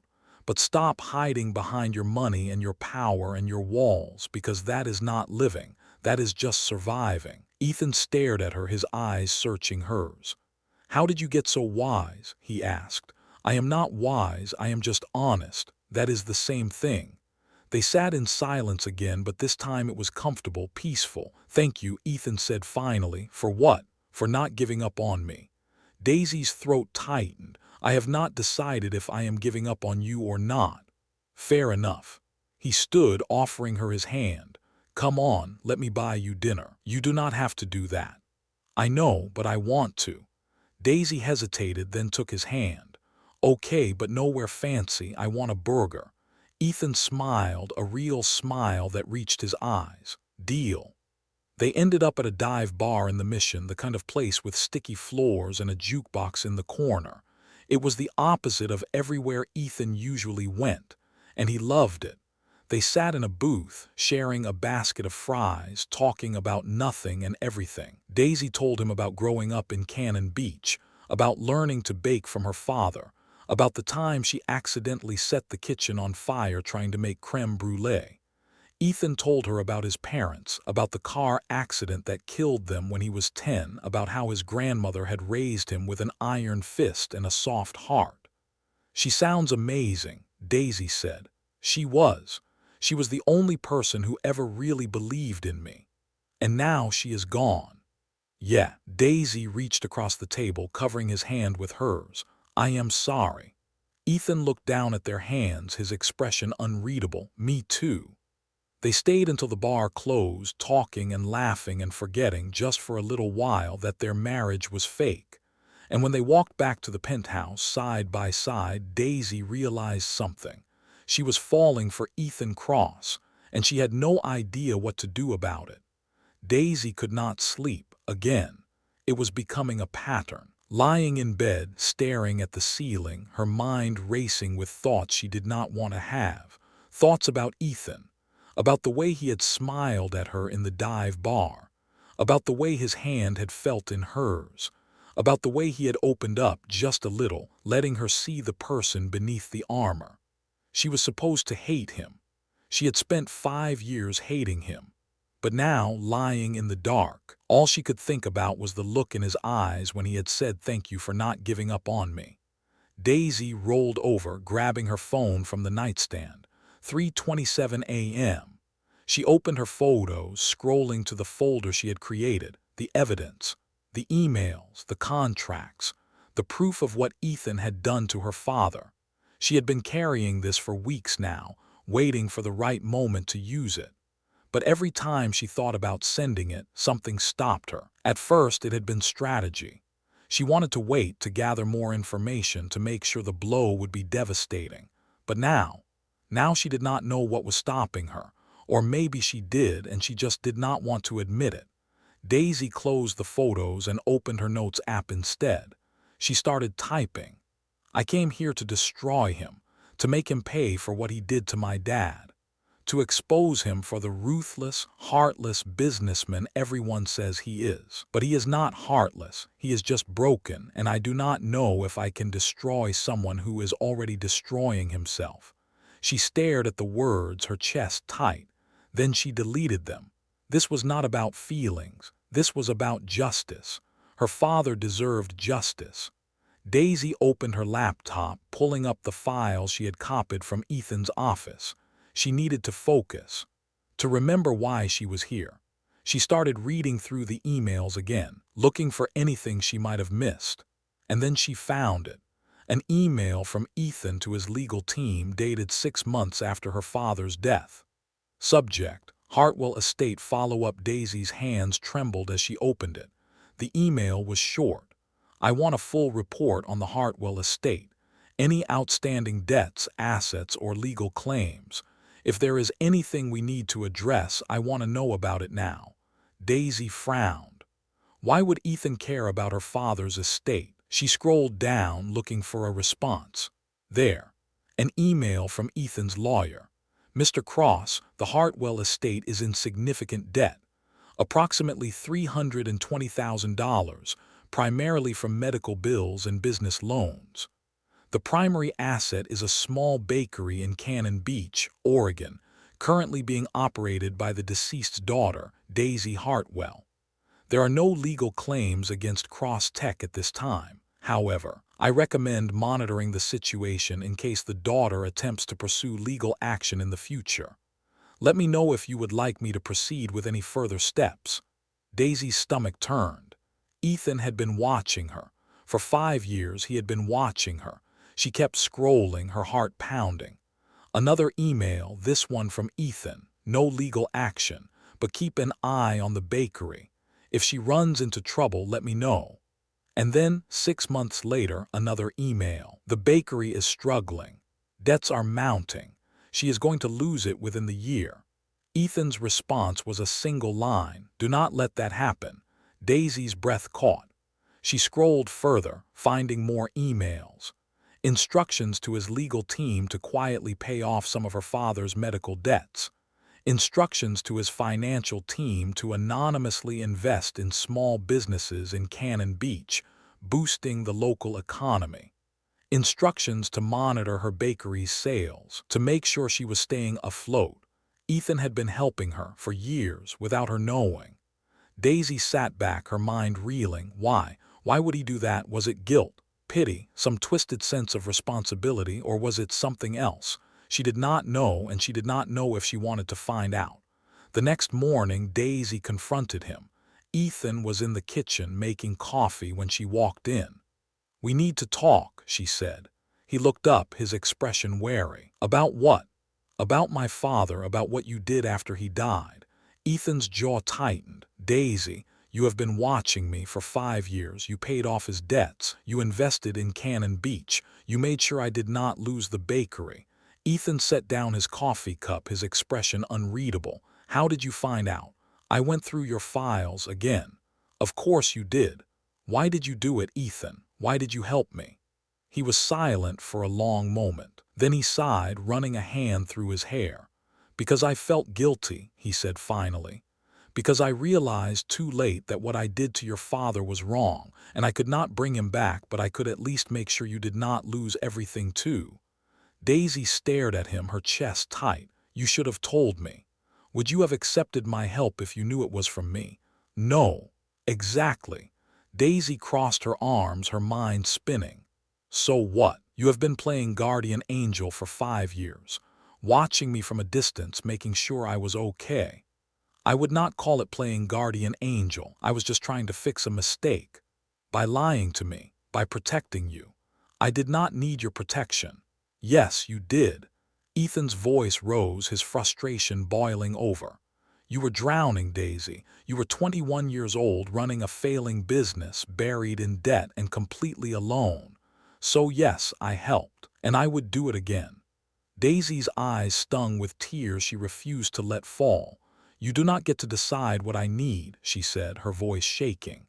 "You do not get to swoop in and fix things without asking. That is not how this works." "Then how does it work? Tell me, Daisy, because I have been trying to figure it out for 5 years and I still do not have an answer." They stared at each other, both breathing hard.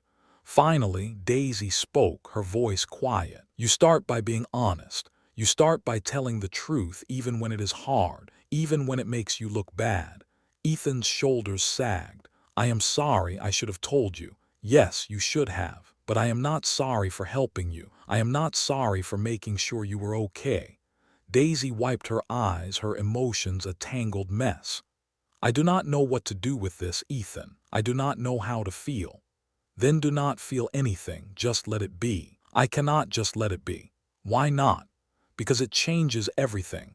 Ethan stepped closer, his eyes searching hers. "Does it?" "Yes, because now I do not know if I can hate you anymore." The words hung in the air. Ethan's expression softened. "Good, because I do not think I could handle you hating me." Daisy's breath hitched. They were standing so close now, close enough that she could feel the warmth radiating from his body. "Ethan," she whispered. Yeah, I think I am in trouble. What kind of trouble? The kind where I am starting to care about you. Ethan's hand came up, cupping her cheek. That is not trouble, Daisy, that is just life. And then he kissed her. It was not like the kiss at City Hall that had been performative, obligatory. This was real. His lips were soft, tentative at first, like he was asking permission. And Daisy gave it.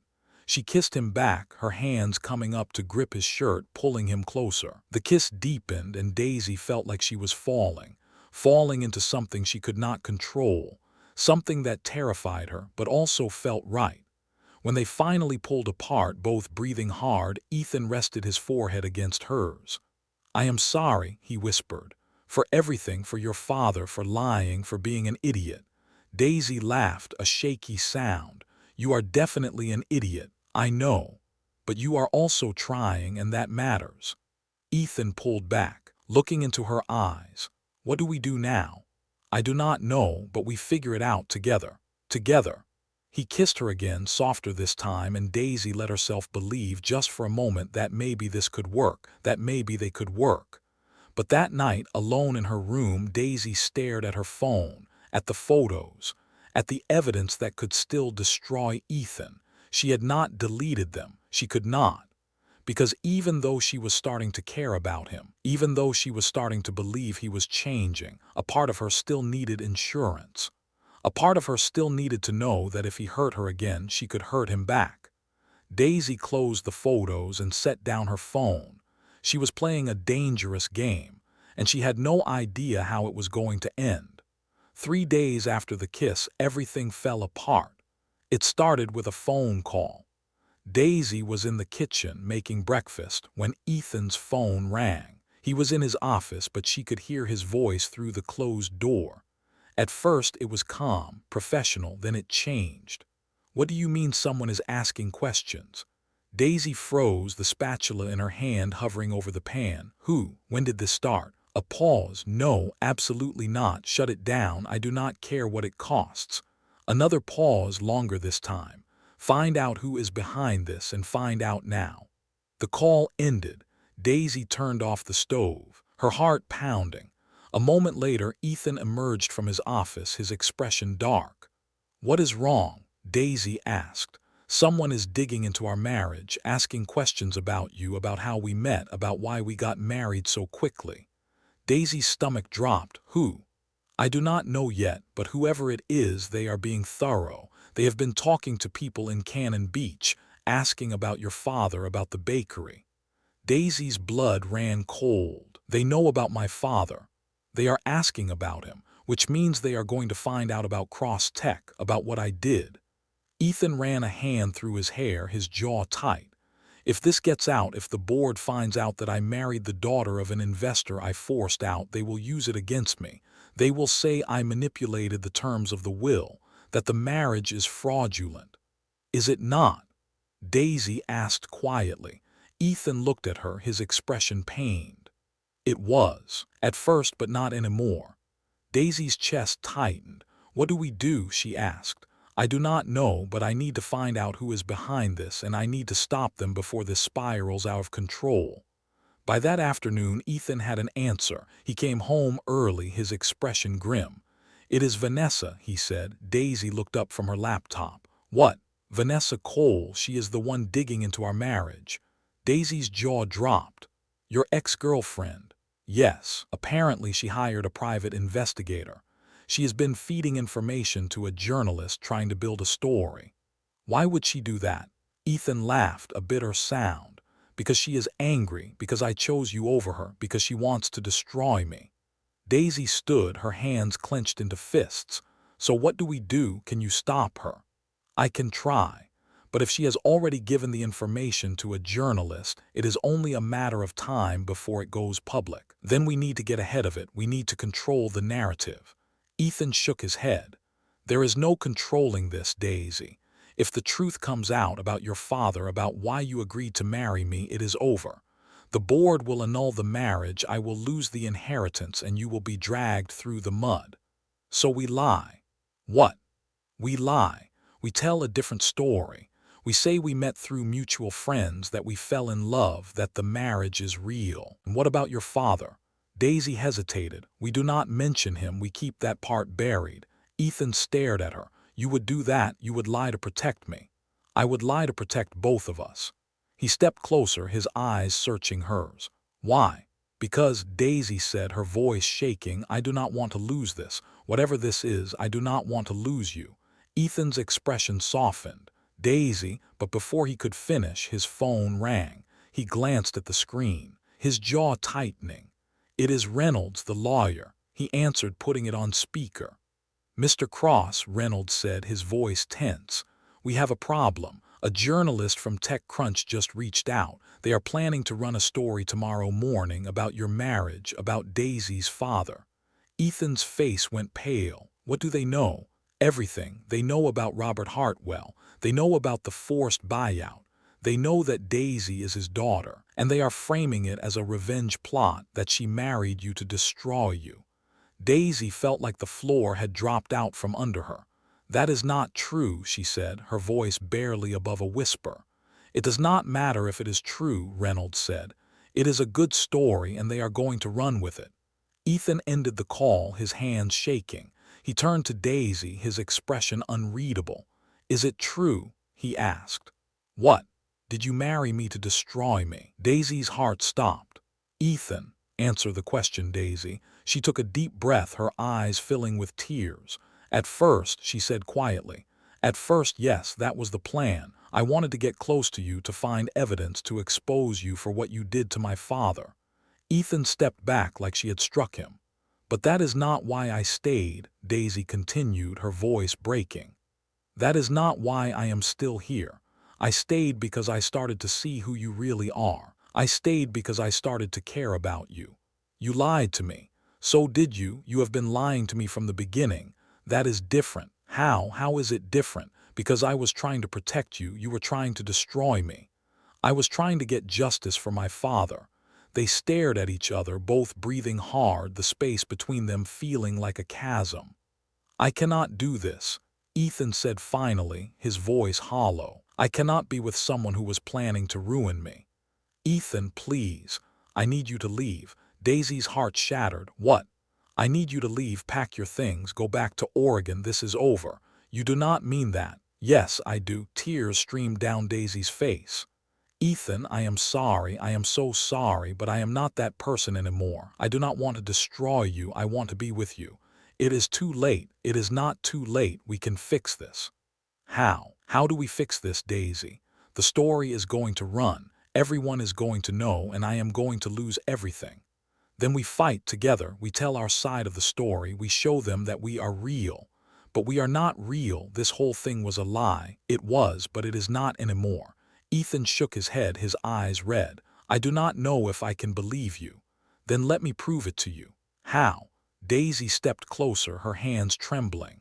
Let me stay. Let me fight for you, for us. Please, Ethan, do not give up on this. Ethan looked at her, his expression torn. For a moment she thought he might say yes, but then he turned away. I need time, he said quietly. I need to think. Okay, take all the time you need, but I am not leaving, not unless you physically throw me out. Ethan did not respond. He walked to his room and closed the door, and Daisy stood alone in the living room, her heart in pieces. That night Daisy did not sleep. She sat on the couch, her laptop open, staring at the draft email she had written. It was addressed to the journalist from TechCrunch. In it, she laid out everything. The truth about her father, the truth about why she had married Ethan, the truth about how she had changed. She had attached the photos, the emails, the evidence, all of it. Her finger hovered over the send button.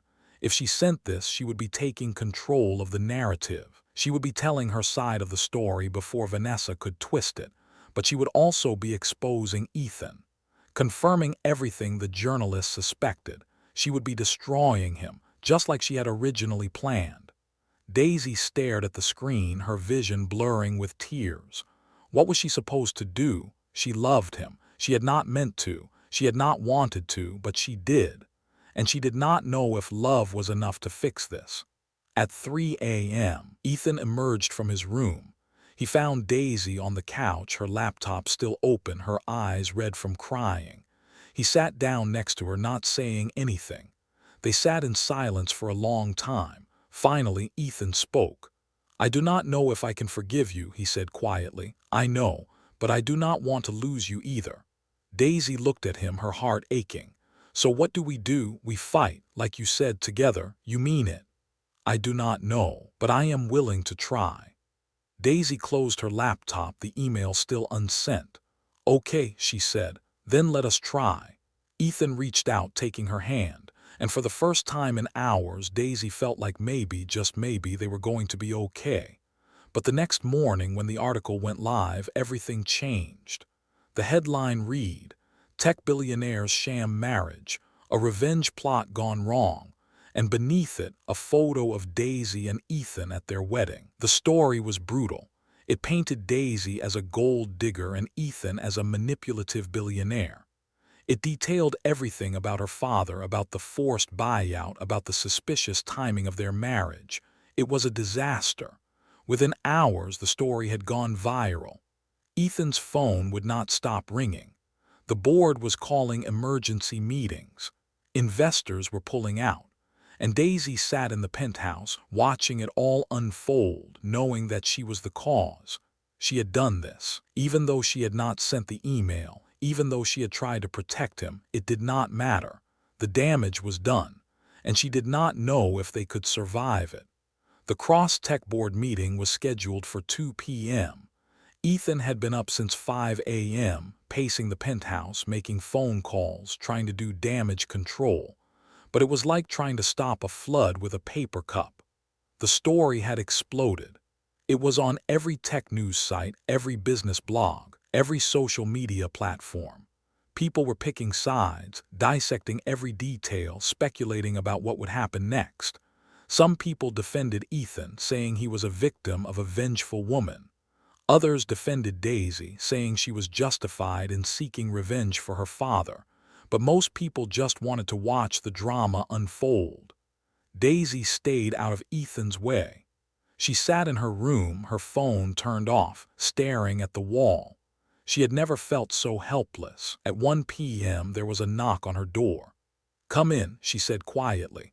Ethan stepped inside, dressed in a sharp navy suit, his expression unreadable. "I am leaving for the board meeting," he said. "Okay. I do not know what is going to happen. They might vote me out. They might annul the marriage. They might do both." Daisy stood, her hands clenched at her sides. "I am sorry, Ethan. I am so sorry. I know. Is there anything I can do?" Ethan was silent for a moment. Then he said, "Come with me." Daisy's eyes widened. "What? Come to the board meeting with me?" "Ethan, I do not think that is a good idea. I do not care. If I am going down, I am not going down alone, and if we are going to convince them that this marriage is real, then you need to be there." Daisy's heart pounded. "Okay, okay, I will come." "Good. We leave in 10 minutes." The Cross-Tech headquarters was a sleek glass building in the heart of the financial district. Daisy had never been inside before. As they walked through the lobby, heads turned, people whispered, cameras flashed. Ethan kept his hand on the small of her back, guiding her forward. "Ignore them," he murmured. "Easy for you to say." They took the elevator to the top floor where the boardroom was located. The doors opened and Daisy's breath caught. The room was enormous, with a long table surrounded by leather chairs. Floor-to-ceiling windows offered a panoramic view of the city, and seated around the table were 12 of the most powerful people in Silicon Valley. They all turned to stare as Ethan and Daisy entered. "Mr. Cross," said a man at the head of the table. He was in his 70s, with silver hair and a stern expression. "We were not expecting your wife." "She is part of this," Ethan said firmly. "Whatever you have to say to me, you can say in front of her." The man's eyes narrowed. "Very well, please sit." Ethan and Daisy sat at the far end of the table. The man at the head, who Daisy assumed was the board chairman, folded his hands. "Mr. Cross, I am sure you are aware of why we have called this meeting. The article that was published this morning has raised serious questions about the legitimacy of your marriage, and by extension, your eligibility to inherit your grandmother's shares. I am aware, Ethan said, his voice steady. We have conducted our own investigation, and what we have found is troubling. Your wife, Miss Hartwell, is the daughter of Robert Hartwell, a man whose business you destroyed 5 years ago. The timing of your marriage, coming just weeks after your grandmother's death, is suspicious at best. The timing was dictated by the terms of the will, Ethan said. I had 30 days to find a wife. I found one. A wife who had every reason to want revenge against you. A wife who I fell in love with. The room went silent. Daisy's heart stopped. Ethan turned to look at her, his eyes soft. I fell in love with her, he repeated, louder this time. Yes, the marriage started as a business arrangement. Yes, I chose her because she fit the criteria my grandmother set, but somewhere along the way it became real. She became real, and I do not care what any of you think. I love her. Daisy's eyes filled with tears. The chairman leaned back in his chair, his expression skeptical. That is a very touching speech, Mr. Cross, but words are cheap. How do we know this is not just another manipulation? Because, Daisy said, her voice shaking, I love him too. All eyes turned to her. She stood, her hands trembling. I did not want to, she continued.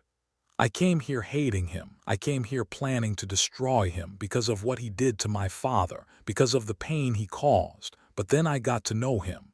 The real him, not the billionaire, not the CEO, but the person. And I realized that he is not the villain I thought he was. He is just a man trying to do better, and I love him for that. The chairman studied her, his expression unreadable.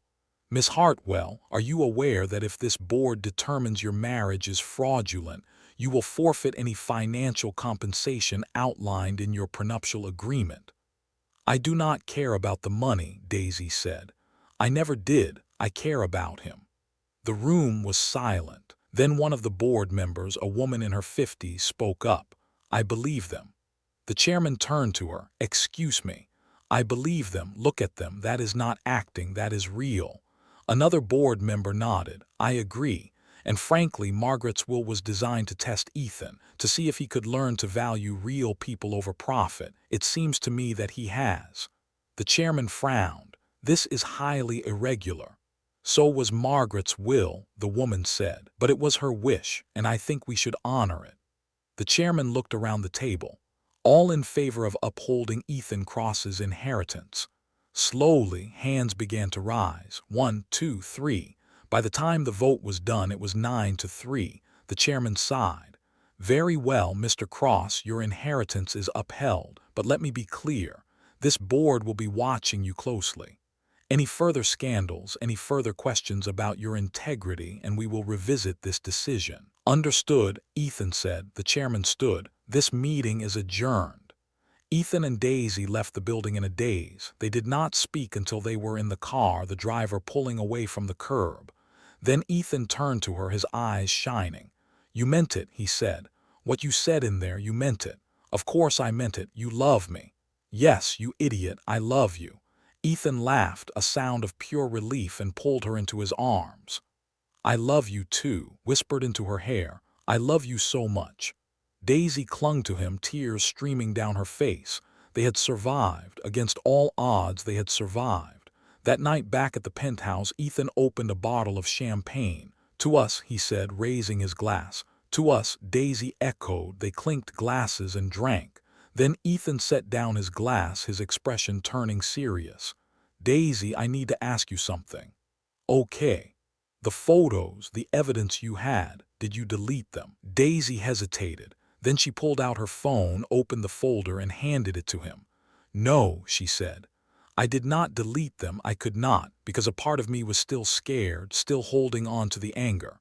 Ethan looked at the photos, his jaw tight. Then he handed the phone back to her. Delete them, he said. What? Delete them, all of them. I do not want them hanging over us. I do not want you holding on to that anger. I want us to start fresh. Daisy stared at him, her chest tight. Then she opened the folder, selected all the photos, and pressed delete. Are you sure? The phone asked. Daisy looked at Ethan. He nodded. She pressed confirm. The photos disappeared, and with them the last remnants of her plan for revenge. "It is done," she said. Ethan pulled her close, kissing her forehead. "Thank you for what? For choosing me, for choosing us." Daisy smiled, her heart full. Always. The weeks following the board meeting were a whirlwind. The media frenzy eventually died down, replaced by new scandals and new stories. But the damage had been done. Ethan's reputation had taken a hit, and he knew it would take time to rebuild. But he was determined. He started by making changes at Cross Tech.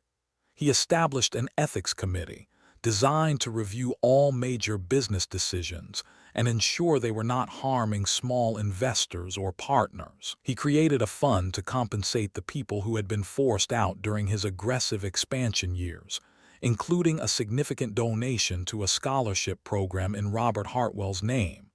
He stepped back from hostile takeovers, focusing instead on partnerships and collaborations. It was not easy. Some board members pushed back, arguing that he was being too soft, too idealistic. But Ethan did not care. He was done playing the villain, and Daisy was with him every step of the way. She attended meetings, offered input, and became his sounding board. She challenged him when he slipped back into old habits, and she celebrated with him when he made progress. They were a team, a real team. One Saturday morning, Ethan surprised Daisy with a road trip. "Where are we going?" she asked as they loaded into his car. "You will see." They drove for hours, heading north along the coast. Daisy watched the scenery change, the city giving way to forests and cliffs and ocean. And then she realized where they were going. "Cannon Beach," she whispered. Ethan glanced at her, a small smile on his lips. "I thought it was time I saw where you came from." They pulled into town just after noon. Daisy's heart ached as she looked around. The familiar streets, the small shops, the sound of the waves crashing against the shore. She had missed this. Ethan parked in front of Hartwell's bakery, and Daisy's breath caught. The storefront looked exactly the same. The hand-painted sign, the flower boxes, the warm glow from inside. "Come on," Ethan said, taking her hand. They walked inside, and Emma looked up from behind the counter, her eyes widening. "Daisy," she shrieked, running around the counter to hug her. "Oh my God, I have missed you so much." Daisy laughed, hugging her back. "I have missed you too." Emma pulled back, her eyes landing on Ethan. "And you must be the famous husband." "Ethan," he said, offering his hand. Emma shook it, her expression skeptical. "I have heard a lot about you. All bad, I am sure. Mostly." Daisy laughed. "Emma, be nice." "I am being nice. I did not throw anything at him." Ethan grinned. "I appreciate the restraint." They spent the afternoon at the bakery, with Daisy showing Ethan around, introducing him to the regulars and teaching him how to frost cupcakes. He was terrible at it. "You are getting more frosting on the counter than on the cupcake," Daisy said, laughing. "This is harder than it looks." "That is what everyone says." Ethan set down the piping bag, wiping his hands on a towel. "I do not know how you do this every day." "Practice and passion." He looked at her, his expression soft. "You really love this, do not you?" "I do. This place, it is not just a business. It is my dad's legacy. It is everything he worked for, and I want to keep it alive." "Then we will." Ethan stepped closer, taking her hands. "Daisy, I know you have been managing the bakery remotely, but I can see how much you miss it.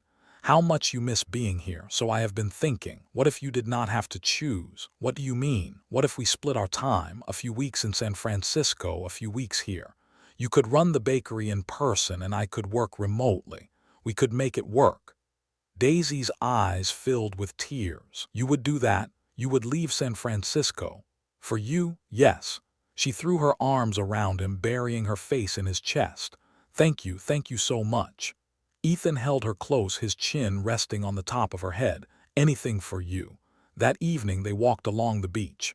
The sun was setting, painting the sky in shades of orange and pink. The waves crashed against the shore, and the air smelled like salt and freedom. Daisy slipped off her shoes, letting her feet sink into the sand. Ethan did the same, and they walked hand in hand along the water's edge. I used to come here with my dad, Daisy said quietly. Every Sunday after church, we would walk along the beach and talk about everything. Life, dreams, the bakery. He always said that the ocean had a way of putting things in perspective. He sounds like he was a good man. He was the best. Ethan stopped, turning to face her. Daisy, I know I can never make up for what I did. I know I can never bring your father back, but I want you to know that I am going to spend the rest of my life trying to be the kind of man he would have approved of. Daisy's throat tightened. He would have liked you, eventually, once he got past the whole destroying his business thing. Ethan laughed. Fair enough. He reached into his pocket, pulling out a small box. Daisy's breath caught. Ethan, what? He opened the box, revealing a simple gold ring with a single diamond. I know we are already married, he said, but I want to do this right. I want to ask you for real this time. Daisy Hartwell, will you marry me? Not because of a contract or an inheritance, but because I love you, because I want to spend the rest of my life with you.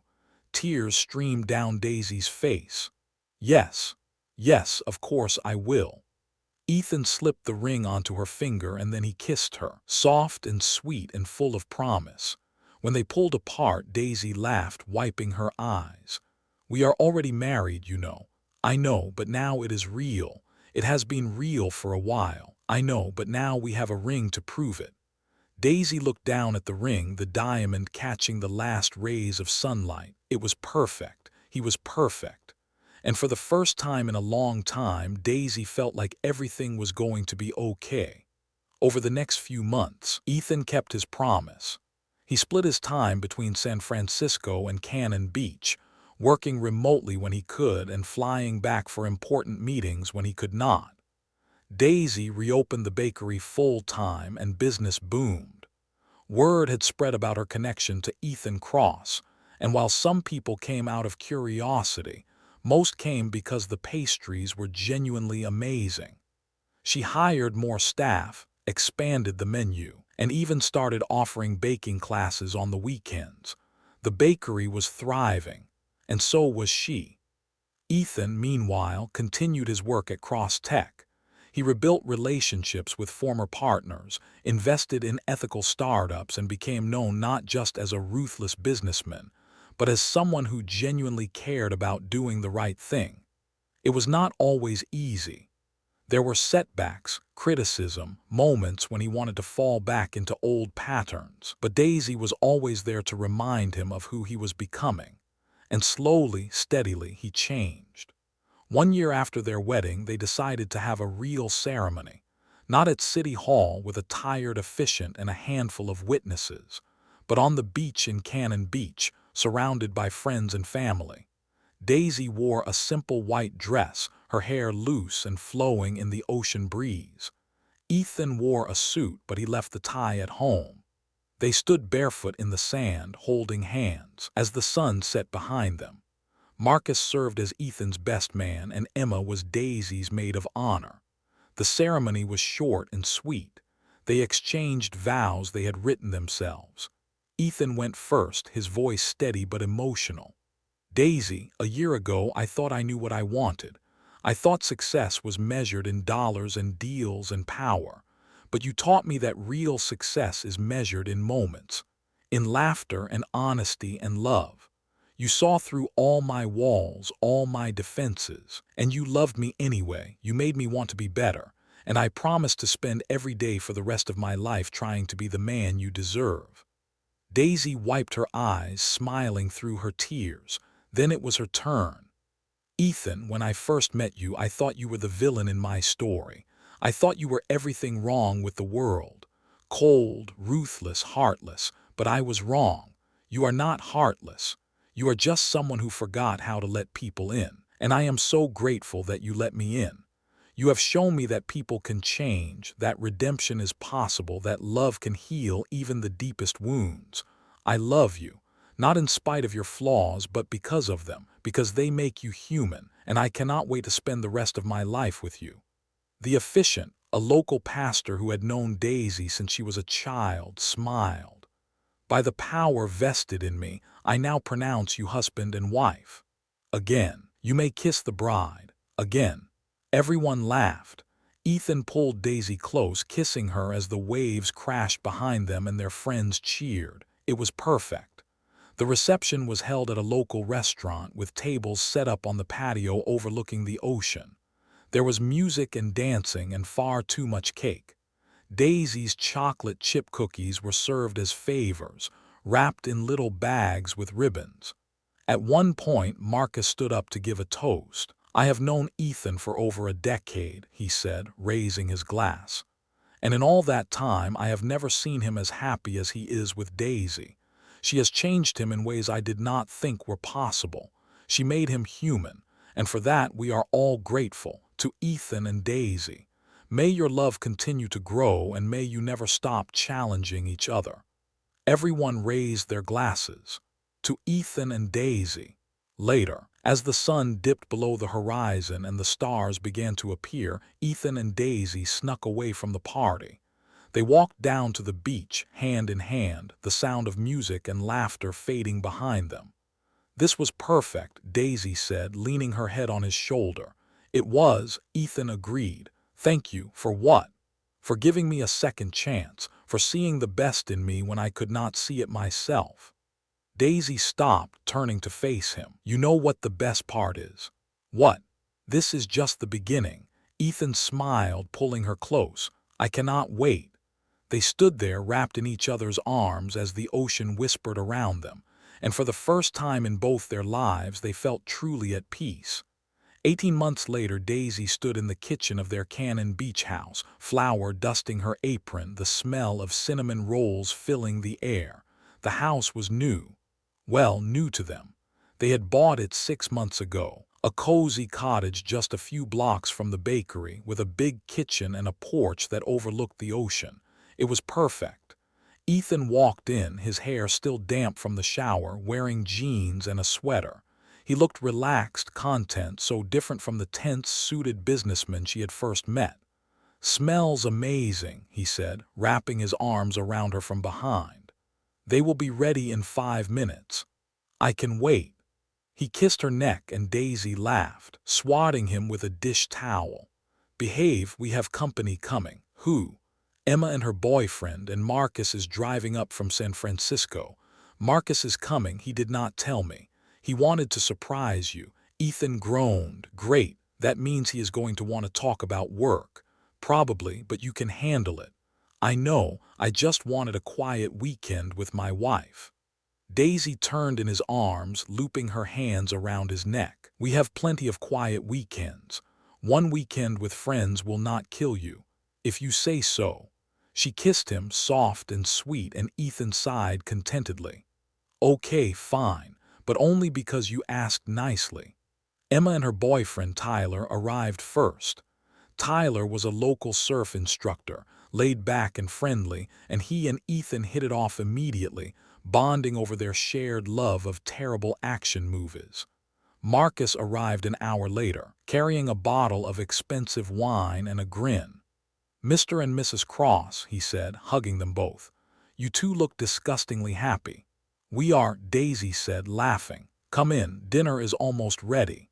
They gathered around the dining table, which Daisy had set with mismatched plates and candles. The meal was simple but delicious.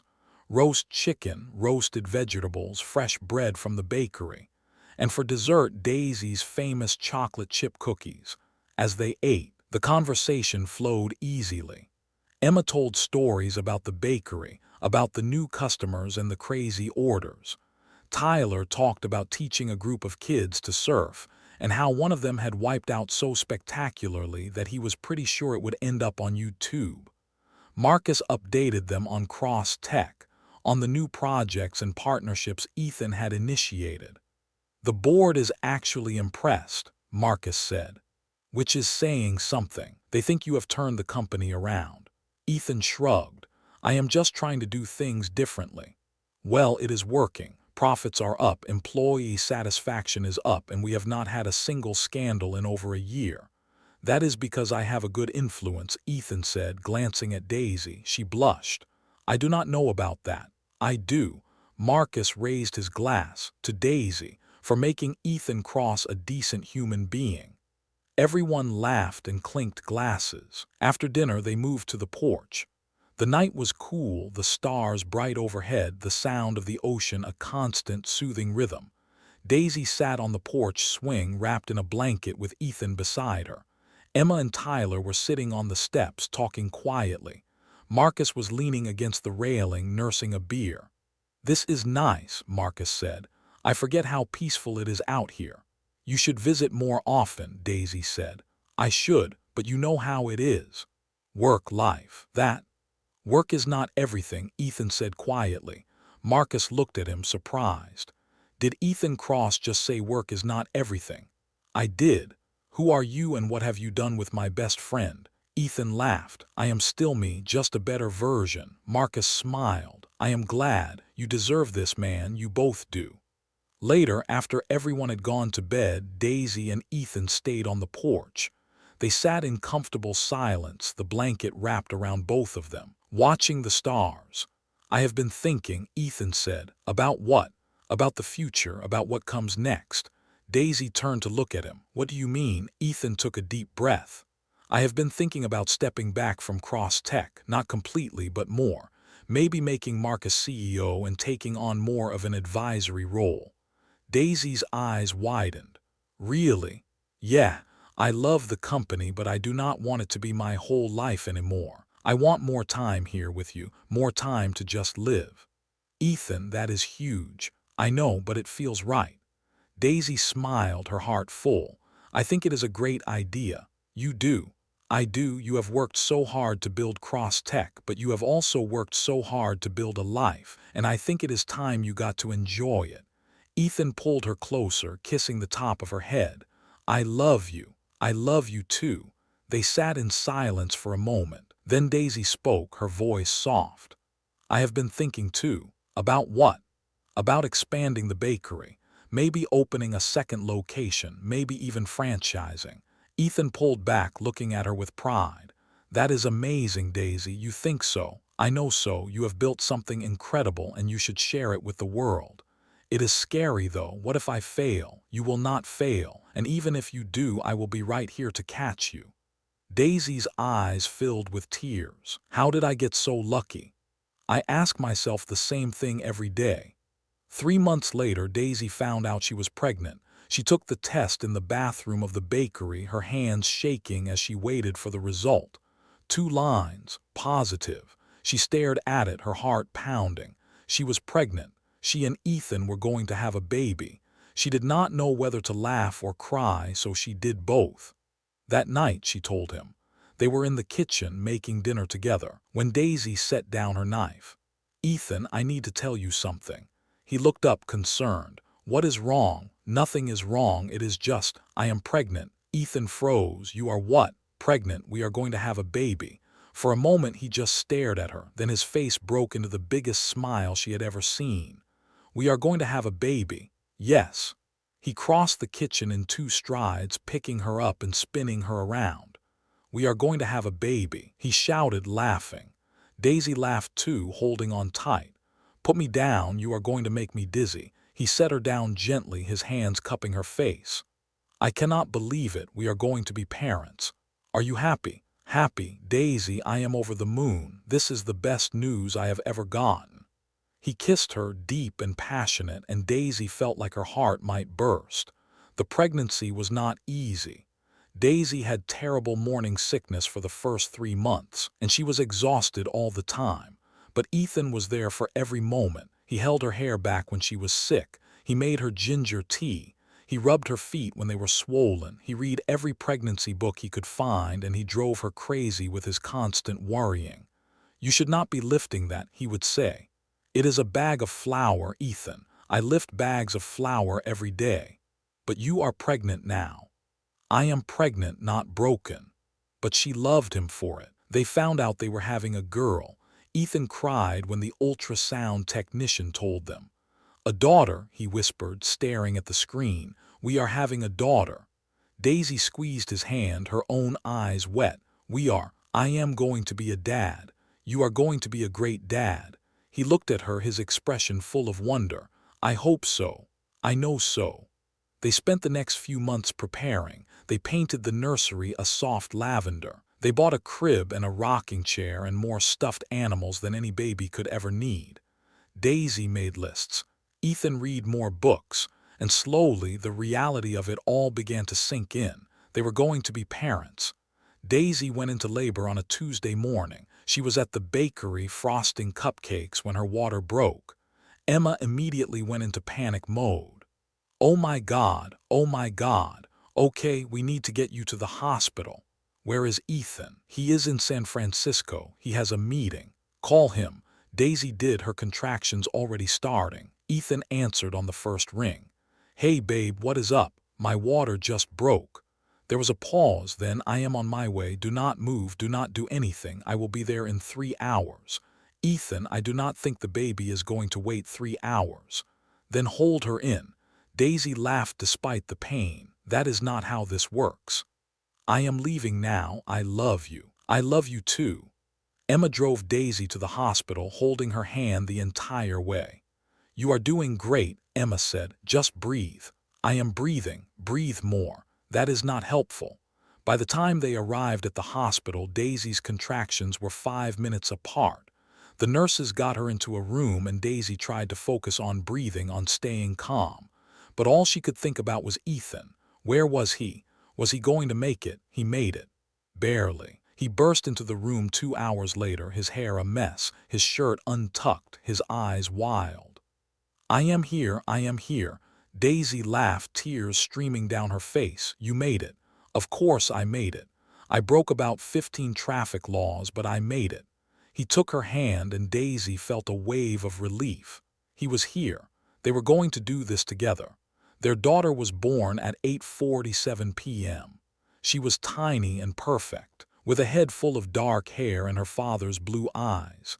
Ethan held her for the first time, his hands shaking, tears streaming down his face. She is perfect, he whispered. She is absolutely perfect. Daisy watched him, her heart so full it hurt. What should we name her? She asked. Ethan looked up, his eyes meeting hers.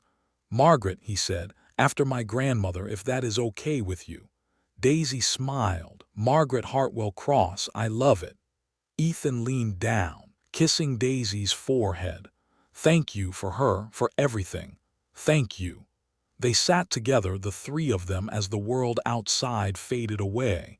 And in that moment, everything was perfect.